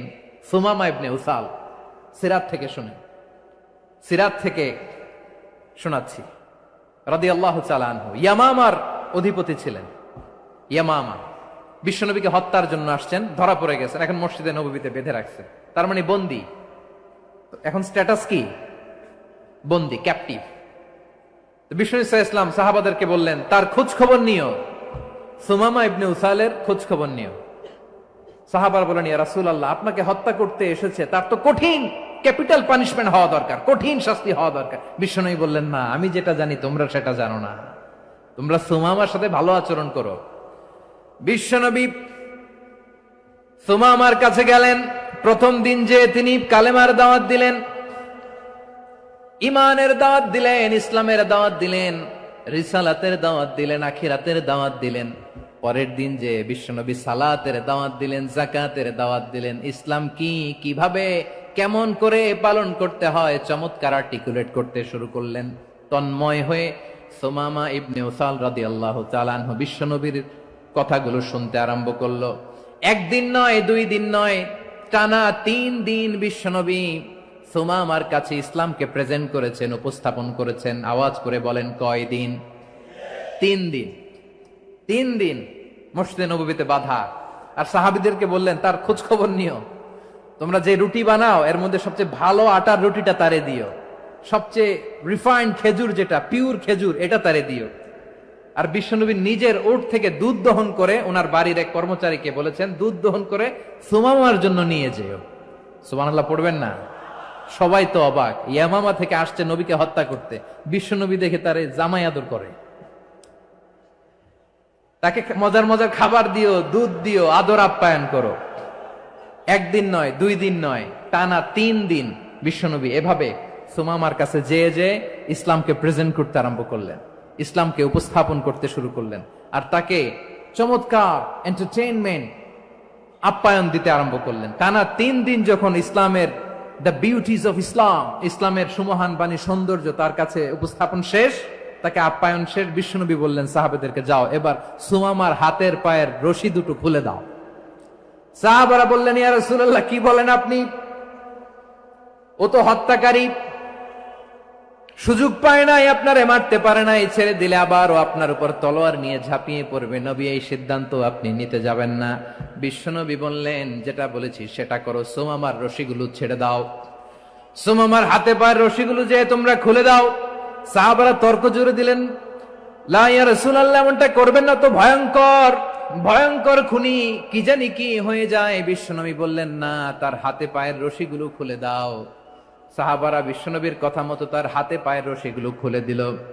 সুমামা মুহূর্তের মধ্যে মসজিদে নববী থেকে বের হয়ে ইয়ামামায় ফিরে না যে মসজিদে নববীর পাশে একটা খেজুর বাগান ছিল, সেখানে চলে গেলেন। সেখানে একটা ছোট্ট কুয়া ছিল, কুয়ার পানি দিয়ে তিনি গোসল করলেন। সুবহানাল্লাহ পড়েন। কুয়ার পানি দিয়ে গোসল করে মসজিদে নববীর সামনে এসে বিশ্বনবী এবং সাহাবাদের সামনে দাঁড়িয়ে সাব্বাবা উঁচু করে বললেন, আশহাদু আল্লা ইলাহা ইল্লাল্লাহ ওয়া আশহাদু আন্না মুহাম্মাদান আবদুহু ওয়া রাসূলুহু। আল্লাহু আকবার। আমি সাক্ষ্য দিচ্ছি আল্লাহ ছাড়া কোনো ইলাহ নাই, আর মুহাম্মদ আল্লাহ তাআলার প্রেরিত বান্দা এবং রাসূল। প্রিয় ভাইয়েরা, ইহসান দিয়ে যা জয় করা যায়, কঠোরতা দিয়ে সেটা কঠিনকালেও জয় করা যায় না। আওয়াজ করে বলেন ঠিক কি না? এবার সুমামা দাঁড়িয়ে বলে, ওগো নবী, আমি তো কালিমা পড়ে মুসলমান হয়ে গেলাম, এবার শোনেন, এই মুহূর্তের আগে আপনার চেহারার চাইতে নিকৃষ্ট কোনো চেহারা আমার কাছে ছিল না, কিন্তু শাহাদা পাঠ করার পরে আপনার চেহারার চাইতে উত্তম শ্রেষ্ঠ কোনো চেহারা আমার কাছে আর নাই। ও নবী, আজকের দিনের আগে ইসলাম ধর্মের চেয়ে নিকৃষ্ট অপছন্দনীয় কোনো ধর্ম আমার কাছে ছিল না, কিন্তু এই মুহূর্ত থেকে ইসলামের চেয়ে সেরা শ্রেষ্ঠ পছন্দনীয় কোনো ধর্ম আমার কাছে নাই। নবী গো, আজকের দিনের আগে মদিনার চাইতে অপছন্দনীয় নিকৃষ্ট কোনো শহর আমার কাছে ছিল না, কিন্তু এই মুহূর্তের পর থেকে মদিনার চাইতে কোনো শ্রেষ্ঠ শহর আমার জানা নাই। সে ছিল গমের বড় ডিলার, গম বেচতো। কি বেচতো? তার গম কিনে মক্কার লোকেরা রুটি খাইতো। সে ঘোষণা দিল, আজকে থেকে মক্কাবাসীদের জন্য সব গম আমি হারাম করে দিলাম, মক্কাবাসী এখন না খেয়ে মরে। সুবহানাল্লাহ পড়বেন না? মক্কাবাসী বিশ্বনবীর কাছে আসলেন, এসে বললেন, মুহাম্মদ, আমরা তো তোমার ভাই, তোমার চাচা, তোমার ভাতিজা, তোমার আত্মীয়, তুমি সুমামারে বলো সে যেন আবার গমের সাপ্লাই মক্কার জন্য অনুমতি দিয়ে দেয়। বিশ্বনবীর অনুমতি ক্রমে সুমামা আবার মক্কাতে গম পাঠাতে শুরু করলো। পড়েন সুবহানাল্লাহ। ইহসান, ইহসান দিয়ে আপনি যেটা জয় করতে পারবেন, you can win the heart of your enemies. ইহসান দিয়ে আপনি আপনার শত্রুর হৃদয়কে জয় করতে পারবেন। আওয়াজ করে বলেন ঠিক কি না? এজন্য আল্লাহ বললেন, ওয়া আনফিকু ফি সাবিলিল্লাহি ওয়া লা তুলকু বিআইদিকুম ইলাত তাহলুকা ওয়া আহসিনু ইন্নাল্লাহা ইউহিব্বুল মুহসিনিন। তোমরা আল্লাহর রাস্তায় দান করবে আর নিজেরা নিজেদেরকে ধ্বংসের হাতে ঠেলে দিও না। তোমরা একে অপরের প্রতি ইহসান করবে, কারণ ইহসানকারীদেরকে আল্লাহ বড্ড ভালোবাসেন। সুবহানাল্লাহ পড়েন। আবার সূরা রহমানে আল্লাহ বললেন, হাল জাযাউল ইহসানি ইল্লাল ইহসান ফাবিআইয়ি আলা, সবাই পড়েন, ফাবিআইয়ি আলাই রাব্বিকুমা তুকাযযিবান। ইহসানের প্রতিদান হিসেবে ইহসানি হয়। বিশ্বনবী সুমামার প্রতি যেমন ইহসান করেছেন, সুমামাও ঠিক তেমন ইহসান ফিরিয়ে দিয়েছে। ঠিক কিনা বলেন? তাহলে এক নম্বরে হচ্ছে আদ, ন্যায় বিচার। দুই নম্বরে সবাই বলেন ইহসান, সদাচরণ। ইহসান দুই ধরনের প্রিয় ভাইরা, ইহসান ফিল ইবাদা, ইহসান ফিল মুআমালা। ইহসান ফিল ইবাদা হচ্ছে একাগ্র অনুভবে ইবাদতে ডুব দেওয়া, এর নাম ইবাদতের ইহসান। সুবহানাল্লাহ পড়েন। বিশ্বনবী বলেন, ইহসান মানে কি জানো নাকি? হাদিসে জিবরিলে সাইয়েদনা জিবরিল আলাইহিস সালাম বিশ্বনবীকে বললেন, আখবিরনি আনিল ইহসান। নবী আমাদেরকে বলেন ইহসান মানে কি? বিশ্বনবী বললেন, আনতা আবুদাল্লাহা কাআন্নাকা তারাহু ফাইন লাম তাকুন তারাহু ফাইন্নাহু ইয়ারাক। ইহসান মানে হলো এমন ভাবে তুমি আল্লাহর সামনে নিজেকে উজাড় করে ইবাদত করবে, তুমি ভাববে তুমি আল্লাহকে দেখতে পাচ্ছ। আর এটা যদি ভাবা তোমার জন্য কঠিন হয়ে যায়, অন্তত এতটুকু তুমি ভাববা যে আল্লাহ তোমাকে দেখতে পাচ্ছেন। ঠিক কিনা বলেন? ও আমার বীর চট্টলার ভাইয়েরা, কেউ যেটা দেখে না সেটা দেখে কে? এই বিশ্বাস হৃদয়ের মধ্যে আছে? নামাজে যখন দাঁড়ান এই ফিলিংসটা আনা যাবে? হ্যাঁ, এশার সালাত তো এখনো হয় নাই না? আলোচনা শেষে এশার সালাত এখানে অনুষ্ঠিত হবে, তাই না? আচ্ছা বলুন তো, আমরা এশার সালাত পর্যন্ত বেঁচে থাকবো এই গ্যারান্টি আছে কার কার? হাত তোলেন। কয়েকজন হাত তুলছে পেছনে, না বুঝে তুলে ফেলছে। এশা পর্যন্ত যে আমরা হায়াত পাবো কোনো গ্যারান্টি আছে? সবাই আওয়াজ করে বলেন, গ্যারান্টি আছে? গ্যারান্টি নাই। এই জন্য বিষ্ণু ইসলাম বলেছে, এমন ভাবে নামাজে দাঁড়াও, ইবাদত করো, মনে করো হতে পারে এটাই আমার জীবনের শেষ নামাজ।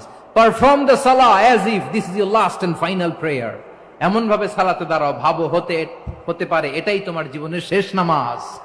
এমন ভাবে নামাজে দাঁড়াও, ভাবো এটাই শেষ নামাজ। তাহলে নামাজে একাগ্রতা বাড়ায় দিবে কে? ফলে ইবাদতের ইহসান আমাদের অর্জিত হবে। আর মুআমালাতে ইহসান হলো, বিশ্বনবী বলেন, ইন্নাল্লাহা তাবারাকা ওয়া তাআলা কাতাবাল ইহসানা আলা কুল্লি শাই, ফাইযা কাতালতুম ফাআহসিনুল কিতলা ওয়া ইযা যাবাহতুম ফাআহসিনুয যাবহা ওয়ালিয়ুহিদ্দা আহাদুকুম শাফরাতাহু ওয়ালিয়ুরিহ যাবিহাতাহু। ইহসান দুই ধরনের, আওয়াজ করে বলতে হবে। কয় ধরনের? সবাই বলুন আওয়াজ করে, কয় ধরনের? একটা হচ্ছে ইহসান ফিল ইবাদা, ইবাদতে ইহসান। ইবাদতে ইহসান কি? একাগ্র অনুভব দিয়ে ইবাদত করা, মন প্রাণ দিয়ে ইবাদত করা। আর মুআমালাতে ইহসান কি?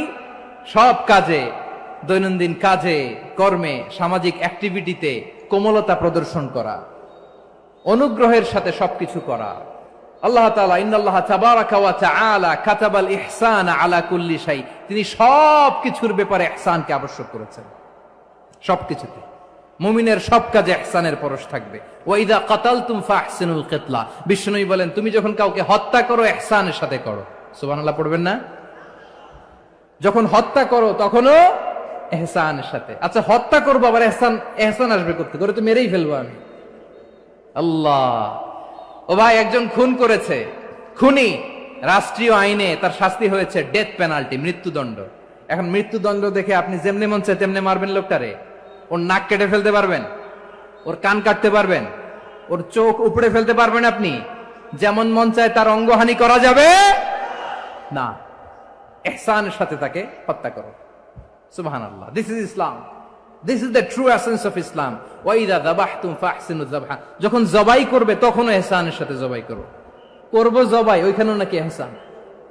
আচ্ছা কুরবানির দিন আমরা পশুগুলোরে কি করি বলেন সবাই আওয়াজ করে? জবাই। জবাই মানে তো এটার মেরেই ফেলতেছি, একটু পরে তো টুকরো টুকরো করে গোশতগুলো খাবো, এটা তো খাবো, এটা তো মেরেই ফেলবে। বিষ্ণু বলে না, জবাইয়ের মধ্যেও মুমিনের জবের ভেতরেও ইহসানের পরশ থাকা চাই। যখন জবাই করবে প্রাণীটাকে হাত পা টাইট করে বেঁধে নাও, ছুরিটাকে শার্পেন করে নাও, ধারালো করে নাও, যাতে অল্প সময়ে জবাইটা হয়ে যায়, প্রাণীটা যাতে কম কষ্ট পায়। সুবহানাল্লাহ পড়ে। দিস ইজ কল্ড ইহসান। ইহসান আল্লাহ তাআলা যেমনি আদলের আদেশ করেছেন, ন্যায় বিচার, জাস্টিস এনশিওর করতে বলেছেন, সমাজে ইহসানের ব্যবহার, ইহসানের অনুশীলন তিনি করতে বলেছেন। এজন্য মুমিনের প্রতিটি কাজে, আমার চট্টগ্রামের ভাইয়েরা আমার দিকে তাকান, খেয়াল করে শুনুন, মুমিন জীবনের প্রতিটি কাজে ইহসানের পরশ থাকা চাই। আমরা যেন আমাদের পরিবারের প্রতি ইহসান করি, আমরা যেন আমাদের কর্মচারীদের প্রতি ইহসান করি, আমরা যেন আমাদের কলিগদের প্রতি ইহসান করি, আমরা যেন আমাদের ভাইদের প্রতি ইহসান করি। মুমিন জীবনের প্রতি কাজে ইহসানের পরশ থাকার দরকার আছে না নাই? কথা বুঝতে পেরেছেন? তাহলে আল্লাহ তাআলার তিনটা আদেশ ছিল, কয়টা গেল? ভুলে গেছে, ভুলে গেছে চট্টগ্রাম। তিনটা আদেশের মধ্যে কয়টা বললাম? প্রথমে কি ছিল? আদল। 2 নম্বরে, 3 নম্বরে রব্বুল আলামিন বললেন ওয়া ইতাইদিল কুরবা, নিকটাত্মীয়দেরকে দান করো। নিকট আত্মীয়দেরকে দাও, যারা তোমাদের ব্লাড কানেকশনের আত্মীয় তাদেরকে তোমরা দাও। এখানে জেনারেলি বললেন দাও, কি দিব সেটা তিনি এখানে বলেন নাই, সেটা তিনি সূরাতুল ইসরার মধ্যে বলেছেন। আল্লাহ বলেন ওয়া আতিযাল কুরবা হাক্কাহ, নিকট আত্মীয়দেরকে তাদের অধিকার, তাদের প্রাপ্য তোমরা বুঝিয়ে দাও। দেখেন, একটা শান্তির সমাজ, একটা সমৃদ্ধ সমাজ, একটা মানবিক সমাজ গঠনের জন্য আল্লাহ তাআলা বেশি না, মাত্র 3টা অর্ডার, 3টা ভার্ডিক্ট তিনি জারি করেছেন। 1 নাম্বার সুশাসন, ন্যায় বিচার। 2 নাম্বার ইহসান। 3 নাম্বার নিকটাত্মীয়, যারা কাছের, তোমার ভেরি ক্লোজ রিলেশনশিপে আছে, তাদেরকে দাও। দাও, দিলে বাড়িয়ে দেয় কে? অনেকে দিতে চায় না, কৃপণতা করে। দিলে বাড়ায় দেয় কে? ও মিয়া, মদিনার মধ্যে সবচাইতে গরিব সাহাবী ছিল বেলাল রাদিয়াল্লাহু তাআলা আনহু। ওনার এন্টায়ার অ্যাসেট, সম্পদের পরিমাণ কতদূর জানেন? একটা লুঙ্গি। বেলাল রাদিয়াল্লাহু তাআলা আনহু, ওনার টোটাল ওয়েলথের এস্টিমেশন হচ্ছে মাত্র একটা লুঙ্গি। একটা লুঙ্গি, টোটাল ওয়েলথ এস্টিমেশন, টোটাল সম্পদের পরিমাণ বেলাল রাদিয়াল্লাহু তাআলা আনহুর কি ছিল? কথা বোঝে নাই বোধহয়, কি ছিল? ওই বেলাল রাদিয়াল্লাহু তাআলা আনহুকে বিষ্ণু ইসলাম বলেছেন, আনফিক ইয়া বেলাল, ও বেলাল তুমিও দাও। ওয়ালা তাখশা মিন যিল আরশি ইখলালা, আরশের অধিপতির তো কোনো ঘাটতি নাই, তুমি দিলে ওই আল্লাহ তোমারে বাড়ায় দিবে। এজন্য আমার প্রিয় ভাইয়েরা, দিলে কমে না, দিলে বাড়ে। অনেকে ধরে রাখে, নতুন কিছু নিতে পারে না, হাত দিয়ে যেটা ধরে রেখেছেন এটা দিয়ে দেন, বড় একটা ধরার সুযোগ পাবেন। জোরে বলেন ঠিক কিনা? ধরেন 5 কেজি ওজনের একটা ধরে রাখছেন, এখন 10, এটা না ছাড়লে 10 কেজি ধরতে পারবেন আপনি? আচ্ছা, 10 কেজির জিনিস একটা আছে হাতে, ওইটা যদি ছেড়ে দেন তাহলে না 15 কেজি ধরতে পারবেন? কথা বলেন ঠিক কিনা? তাহলে দিলে বাড়িয়ে দেয় কে? রব্বুল আলামিন বললেন 3 নাম্বার আদেশ হলো তোমাদের প্রতি সমাজটারে কেমন করে মানবিক সমাজ, সুন্দর সমাজ গড়বা। 3 নাম্বার আদেশ হলো ওয়াআতিদাল কুরবা হাক্কা, নিকটাত্মীয়দেরকে তাদের প্রাপ্য বুঝিয়ে দাও। এই নিকটাত্মীয়দেরকে তাদের অধিকার বুঝিয়ে দেওয়া, প্রাপ্য বুঝিয়ে দেওয়াতে আমাদের গাফলতি আছে না নাই? চট্টগ্রামে নাই? মাশাআল্লাহ আছে, আছে। অনেকে দেখবেন অনেক আল্লাহওয়ালা, তাহাজ্জুদ গুজার, সেজদা দিতে দিতে কপালে কালো দাগ ফেলে দিছে, সে তার বোনের হকটা আদায় করে নাই। আছে না নাই? হ্যাঁ, এখানেও আছে। সর্বনাশ। অনেক বড় হাজী সাহেব, বিশাল লম্বা দাড়ি, ছেলেরে সব দিয়ে দিছে, মেয়েরে কিছু দেয় নাই, মেয়ের হক আদায় করে নাই। আছে না নাই? এই হাজী সাহেবেরা, এই আল্লাহওয়ালারা কিয়ামতের ময়দানে আটকে যাবে। আপনি অন্যের অধিকার নষ্ট করেছেন, তাদের রাইটস কে ভায়োলেট করেছেন। এজন্য আল্লাহ তাআলা বলেন, কারো অধিকার যদি কেউ নষ্ট করে, ওই সমাজটা মানবিক সমাজ কঠিনকালেও হতে পারে না। এজন্য 3 নম্বর আল্লাহ বললেন ওয়া ইতা ইদিল কুরবা, নিকটাত্মীয়দেরকে দাও। কি দিবা? তাদের অধিকার দিয়ে দাও। বোনের অধিকার বুঝিয়ে দাও, মেয়ের অধিকার বুঝিয়ে দাও, ফুফুর অধিকার বুঝিয়ে দাও। দেখবেন অনেক মায়েরা ছেলের পাতে মুরগির রান দেয়, মেয়ের পাতে দেয় মুরগির ঠ্যাং। এরকম আছে না নাই? ছেলেরা কি দেয়? মুরগির। মেয়ের পাতে কি দেয়? তো মেয়ের কি মুরগির রান খেতে মনে চায় না? মনে চায় না? এমনটা করা যাবে না। নিকটাত্মীয়দেরকে অধিকার দিয়ে দাও, নিকটাত্মীয়ের সাথে সুসম্পর্ক রাখো। আদেশটা কার?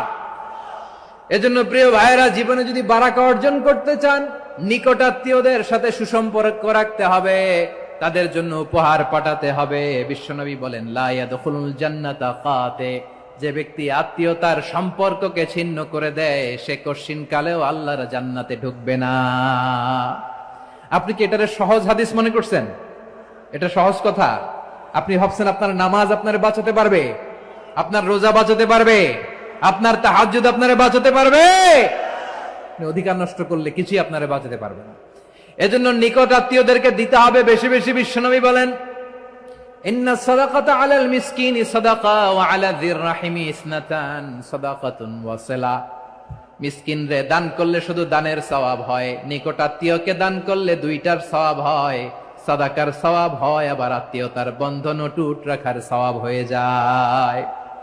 আবার বিশ্বনবী বললেন, মান সাররাহু আইয়ুবসাতা লাহু ফি রিজকিহি ওয়া ইউনসা লাহু ফি আসারিহি ফালইয়াসিল রাহিমা। যে ব্যক্তি তার রিজিকের প্রশস্ততা চায় আর হায়াতে বরকত চায়, সে যেন তার আত্মীয়ের সাথে সুসম্পর্ক রাখে। আমার প্রিয় চট্টলার ভাইয়েরা, আমাদের রিজিক বাড়ুক, এটা আমরা চাই কি চাই না? সবাই চান? হ্যাঁ, আমাদের রিজিকে প্রশস্ততা আসুক, চাই কি চাই না? আমাদের হায়াতে বরকত আসুক, আমরা চাই কি চাই না? এই 2টা যদি চান, তাহলে নিকটাত্মীয়দের সাথে সুসম্পর্ক রাখবেন। পারবেন? তাহলে সমাজটারে মানবিক সমাজ বানায় দিবে কে? 3টা আদেশ চলে গেল। কয়টা? আওয়াজ করে বলেন। এক নম্বরে কি ছিল? 2 নম্বরে, 3 নম্বরে নিকটাত্মীয়দেরকে দান। আপনাদেরকে আরো শোনার আগ্রহ আছে? আপনাদের মনোযোগ আছে না গেছে? কষ্ট হচ্ছে না? মাশাআল্লাহ, মাশাআল্লাহ। তাকবীর পড়ুন, লিল্লাহি তাকবীর।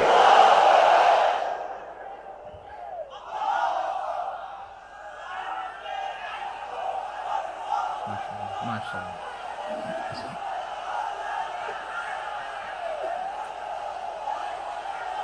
আমার প্রিয় ভাইয়েরা, আল্লাহ তাআলা 3টা জিনিসের যেমনি আদেশ করেছেন, অনুরূপভাবে 3টা বিষয় তিনি বারণ করেছেন, নিষেধ করেছেন। ওগুলোর কাছেও যাওয়া যাবে। শুনবেন। রাব্বুল আলামিন বলেন, ওয়ায়ানহা আনিল ফাহশাই ওয়াল মুনকারি ওয়াল বাগি। আমি যেমনি 3টি বিষয়ে আদেশ করলাম, অনুরূপভাবে 3টি বিষয়ে বারণ করলাম, নিষেধ করলাম। আমার 1 নাম্বার নিষেধাজ্ঞা হলো অশ্লীলতার প্রতি। ফাহশা, ওয়ায়ানহা আনিল ফাহশা। আল্লাহ তাআলা অশ্লীলতাকে নিষেধ করেছেন। কোন জিনিসকে? সবাই বলুন, কোন জিনিসকে? যত ধরনের, যত টাইপের, যত ক্যাটাগরির অশ্লীলতা হতে পারে, সব অশ্লীলতাকে হারাম করেছেন কে? ফাহশা মানে কি? কথায়, কাজে, আচরণে, কমেন্ট, ফেসবুকের কমেন্টসে যত ধরনের নোংরামো আছে, যত ধরনের অশ্লীলতা আছে, এটাকে আরবিতে বলে ফাহশা। এটাকে কি বলে? রাব্বুল আলামিন বলেন, কুল ইন্নামা হারামা রাব্বিয়াল ফাওয়াহিশা মা যাহারা মিনহা ওয়া মা বাতান। ও নবী, আপনি বলে দেন, আমার রব প্রকাশ্য, অপ্রকাশ্য, স্পষ্ট কিংবা অস্পষ্ট, দৃশ্যমান কিংবা অদৃশ্যমান সব অশ্লীলতাকে হারাম করেছেন। সব ধরনের অশ্লীলতা হারাম, সব ধরনের। আল্লাহ তাআলা আমাদেরকে অশ্লীলতা থেকে বাঁচান, অশ্লীলতা থেকে তিনি আমাদেরকে হেফাজত করুক। পড়েন আমিন। এবার বলেন, আমাদের সমাজে অশ্লীলতা আছে না নাই? চট্টগ্রামে নাই? আমি কই নাই, ওনারা বলে আছে। দেখছেন, আমি সামহাও বাঁচায় দেওয়ার ট্রাই করতেছি, ওনারা বলে আছে। অশ্লীলতা নানা ভাবে, নানা নামে, নানা মোড়কে আমাদের সমাজে আছে না নাই? সংস্কৃতির নামে, ফ্যাশনের নামে, বিনোদনের নামে, উপন্যাসের নামে, কনসার্টের নামে অশ্লীলতা আছে না নাই? আপনি দেখেছেন কনসার্টগুলোর অবস্থা? এই যে আতিফ আসলাম যে আসছে আমাদের দেশে, তারপর কে কে আসছে, আমাদের তরুণ তরুণীরা, আমাদের যুবক যুবতীরা, আমাদের জেনজিরা, কি অবস্থা ওইখানে? হ্যাঁ, কি অবস্থা? কে বাঁচাবে ওদের? কে রক্ষা করবে ওদের ইমানের, ওদের চরিত্রের হেফাজতের গ্যারান্টি কে দিবে? কনসার্টের নামে অশ্লীলতা আছে না নাই? ছেলে মেয়ে একে অপরকে জড়ায় ধরতেছে, একে অপরকে চুমো খাচ্ছে, প্রকাশ্যে, দিবালোকে, গণমানুষের সামনে। আল্লাহ তাআলা এই অশ্লীলতা থেকে আমাদেরকে বেঁচে থাকতে বলেছেন, বেঁচে থাকতে বলেছেন। রূপালী জগতের নামে অশ্লীলতা আছে না নাই? এই টার্মটা আপনারা জানেন না? রূপালী জগৎ কি জগৎ? আসলে কি রূপালী জগৎ না অন্ধকার জগৎ? আমার বোনেরা, আপনাদেরকে যে কি বলে তারা বুঝায়, রূপালী জগৎ শুনেই আপনি ভরকে যাবেন না। রূপালী জগতে যে নারী যত বেশি উলঙ্গ, সে নাকি তত বেশি সাহসী। জানেন, বলে এটা একটা সাহসী নারী, খুব সাহসী পদক্ষেপ তার। যত বেশি শরীর থেকে কাপড় নামাতে পারবে, যত বেশি বস্ত্রহীন হয়ে নিজেকে প্রেজেন্ট করতে পারবে, সে নাকি তত বেশি সাহসী। আমার চট্টলার ভাইয়েরা, শয়তানের প্রথমে এজেন্ডা ছিল বনি আদমকে বস্ত্রহীন করা। সে আদম এবং হাওয়া আলাইহিস সালামকে নিষিদ্ধ গাছের ফল খাইয়ে তাদেরকে বস্ত্রহীন করেছে।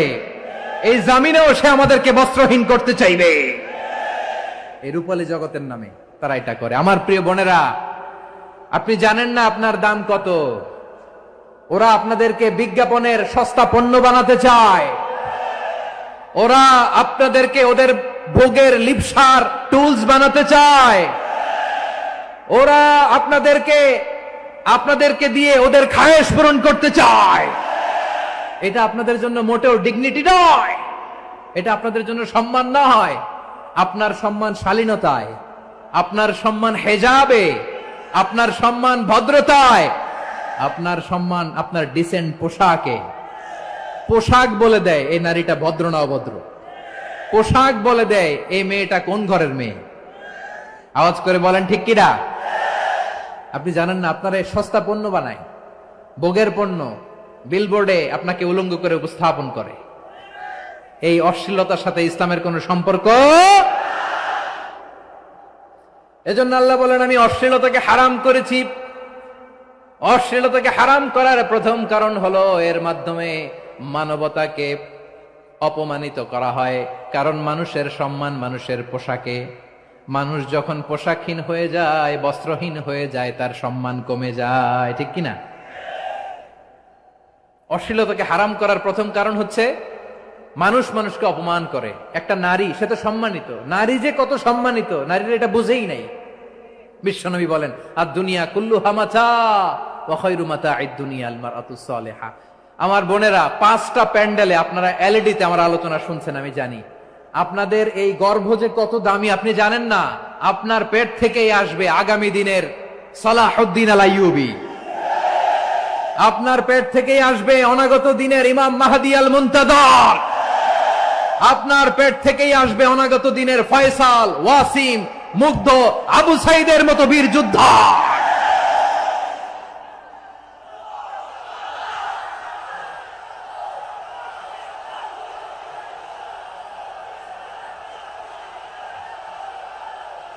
আমার প্রিয় বোনেরা, আমার প্রিয় বোনেরা, বিশ্বনবীর কথার ওজন খেয়াল করেন। আর দুনিয়া কুল্লুহা মাতা ওয়া খায়রু মাতা'আদ দুনিয়া আল মারআতুস সালিহা।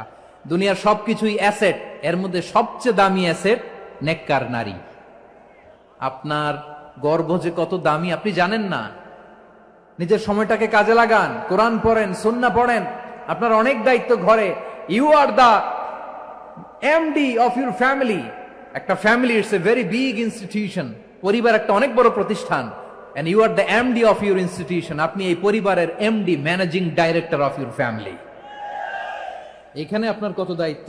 আপনি ছেলে মেয়েদেরকে তারবিয়া করবেন, আপনি আপনার স্বামীর জন্য ঘরটারে জান্নাতের নীর বানাবেন, আপনার জন্য জান্নাতের ডুপ্লেক্স বাড়ি ওইখানে তৈরি করে রাখবে কে?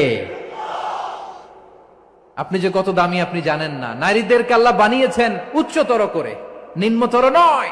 নারীদেরকে ছোট্ট জিনিস দিলে এটারে বড় করে দেয়। নারীদেরকে ভ্রূণ দিলে, শুক্রাণু দিলে নারী এটারে বাচ্চা হিসেবে উপহার দেয়, ঠিক কিনা? বিয়ের মাধ্যমে স্বামী যখন তার শুক্রাণু তার স্ত্রীকে উপহার দেয়, স্ত্রী রিটার্নে কি উপহার দেয়? ফুল ফর্ম বেবি, মানব সন্তান। দেখছেন, আপনি দিলেন একটুক, উনি দিছে বিশাল। আপনি যদি নারীকে বাজার এনে দেন, নারী এটাকে সুস্বাদু খাবারে রূপান্তর করে দেয়। আপনি তাকে একটা মুচকি হাসি দিয়ে দেন, সে তার কলিজা দিয়ে দেয়। কিন্তু যদি আপনি তার মনে কষ্ট দেন, সে আপনার জীবনকে জাহান্নাম বানায়া দেয়। খবর আছে, নারীর মন বুঝতে পারলে নেয়ামত, বুঝতে না পারলে কিয়ামত, ঠিক কিনা বলেন? আমার প্রিয় বোনেরা, আপনি যে কত দামি আপনি জানেন না। জানেন না আপনি কত দামি, অনেক দামি আপনি। আপনাদেরকে যেন ভোগের সস্তা পণ্য বানাতে না পারে, আপনাদেরকে সচেতন থাকতে হবে, সজাগ থাকতে হবে, কনসার্ন থাকতে হবে। শয়তানের ওই হাতছানির দিকে আর নজর দেওয়া যাবে না। তাহলে কেন আল্লাহ তাআলা এই ফাহশা অশ্লীলতাকে হারাম করলেন? 1 নাম্বার, এতে হিউম্যান ডিগনিটি কমে। 2 নাম্বার, এতে মানুষের অধিকার নষ্ট হয়। আপনি বিয়ে করেছেন, এরে পরকিয়া করেন, ওর সাথে এরকম আছে না নাই? স্ত্রীর অধিকার নষ্ট করেছেন। আপনি বিবাহ সম্পর্কে আবদ্ধ হয়েছেন তার সাথে, আপনি পরকিয়া করেন ওই ছেলের সাথে, আপনি আপনার হাজবেন্ডের সাথে বিট্রে করেছেন। এজন্য আল্লাহ অশ্লীলতাকে হারাম করেছে। অশ্লীলতাকে হারাম করার আরেকটা কারণ হচ্ছে আল্লাহ তাআলা এই হিউম্যান জেনারেশনকে এটাকে প্রিজার্ভ করতে চায়। হিফজুন নাসল, এটা মাকাসিদুশ শরিয়ার অনেক গুরুত্বপূর্ণ একটা মাকাসিদ, অনেক গুরুত্বপূর্ণ। আপনার নাসল, আপনার জেনারেশনকে সংরক্ষণ করা। এই যে আসতেছে ফেব্রুয়ারি, কত ফেব্রুয়ারি জানো? এটা কি বিশ্ব ভালোবাসা দিবস? হ্যাঁ, কি দিবস? এই বিশ্ব ভালোবাসা দিবসের সাথে মুসলমানদের কোনো সম্পর্ক নাই। আমার প্রিয় ভাইরা, এই যে আপনি অবৈধ সম্পর্কে জড়ালেন, কেন আল্লাহ অশ্লীলতাকে হারাম করেছে দেখেন। বলতেছিলাম যে এটা আপনার নাসাল, আপনার জেনারেশন, আপনার লিনিয়েজ, আপনার বংশকে প্রিজার্ভ করা, কে কার বাবা, কে কার মা, বাবা মা জানা, প্রজন্মকে প্রিজার্ভ করা, এটা ইসলাম ওয়াজিব করে দিয়েছে। এই যে অবৈধ সম্পর্কের কারণে, বিশ্ব বেহায়া দিবসের কারণে, এগুলোর আউটকাম, আউটপুট হিসেবে মাঝে মাঝে ঢাকা মেডিকেলের ডাস্টবিনে নবজাতকের বাচ্চার কান্নার আওয়াজ শুনতে পাওয়া যায়। চট্টগ্রাম মেডিকেলের ডাস্টবিনে নবজাতকের কান্না শুনতে পাওয়া যায়। বীর চট্টলার মুসলমানেরা বুঝতে পারলে আওয়াজ করে বলেন, এই যে চট্টগ্রাম মেডিকেলে যে নবজাতকটা পাওয়া গেল, ওর বাবাকে আমাকে বলেন, ওর বাবাকে, ওর মাকে, ও কোন ফ্যামিলির সন্তান কেউ জানে? আপনি হিউম্যান ডিগনিটিকে অপমান করেছেন না? আপনি তার ভবিষ্যৎকে অন্ধকার করেছেন না? আপনি তার লিনিয়েজকে প্রশ্নবিদ্ধ করে দিয়েছেন না? এই জন্য আল্লাহ তাআলা অশ্লীলতাকে আমাদের জন্য হারাম করে দিয়েছেন। পড়েন সুবহানাল্লাহ। এই জন্য রাব্বুল আলামিন বলেন, কুল ইন্নামা হারামা রাব্বিয়াল ফাওয়াহিশা মা যাহারা মিনহা ওয়া মা বাতান। প্রকাশ্য অপ্রকাশ্য সব অশ্লীলতাকে হারাম ঘোষণা করে দিয়েছে কে? আবার দুনিয়ার বুকে যারা অশ্লীলতার প্রসার করে তাদের জন্য শাস্তি মজুদ রেখেছে কে? রব্বুল আলামিন বলেন, ইন্নাল্লাযীনা ইউহিব্বুনা আন তাশিআল ফাহিশাতু ফিল্লাযীনা আমানু লাহুম আযাবুন আলীমুন ফিদ দুনিয়া ওয়াল আখিরাতি ওয়াল্লাহু ইয়ালামু ওয়া আনতুম লা তা'লামুন। নিশ্চয়ই যারা বিশ্বাসীদের মাঝে অশ্লীলতার প্রচার প্রসার করতে চায় তাদের জন্য আমি মর্মন্তুদ শাস্তি প্রস্তুত করে রেখেছি, দুনিয়াতেও রেখেছি, আখিরাতেও রেখেছি। ঘোষণাটা কার? যারাই নাটকের নামে, সিনেমার নামে, রূপালী জগতের নামে, মুভির নামে, ওটিটি প্ল্যাটফর্মের নামে আমার সমাজে অশ্লীলতা ছড়াতে চায় তাদের জন্য কঠিন মর্মন্তুদ শাস্তি মজুদ রেখে দিয়েছে কে? ও আমার বোনেরা, এখনো আপনি জাগবেন না? এখনো আপনার চিন্তার দুয়ারে এখনো নাড়া পড়ে নাই? ওরা আপনাকে উলঙ্গ বানাতে চায়, ওরা আপনাকে আইটেম গার্ল বানাতে চায়। এজন্য ইসলাম অশ্লীলতাকে হারাম করেছে। হারাম।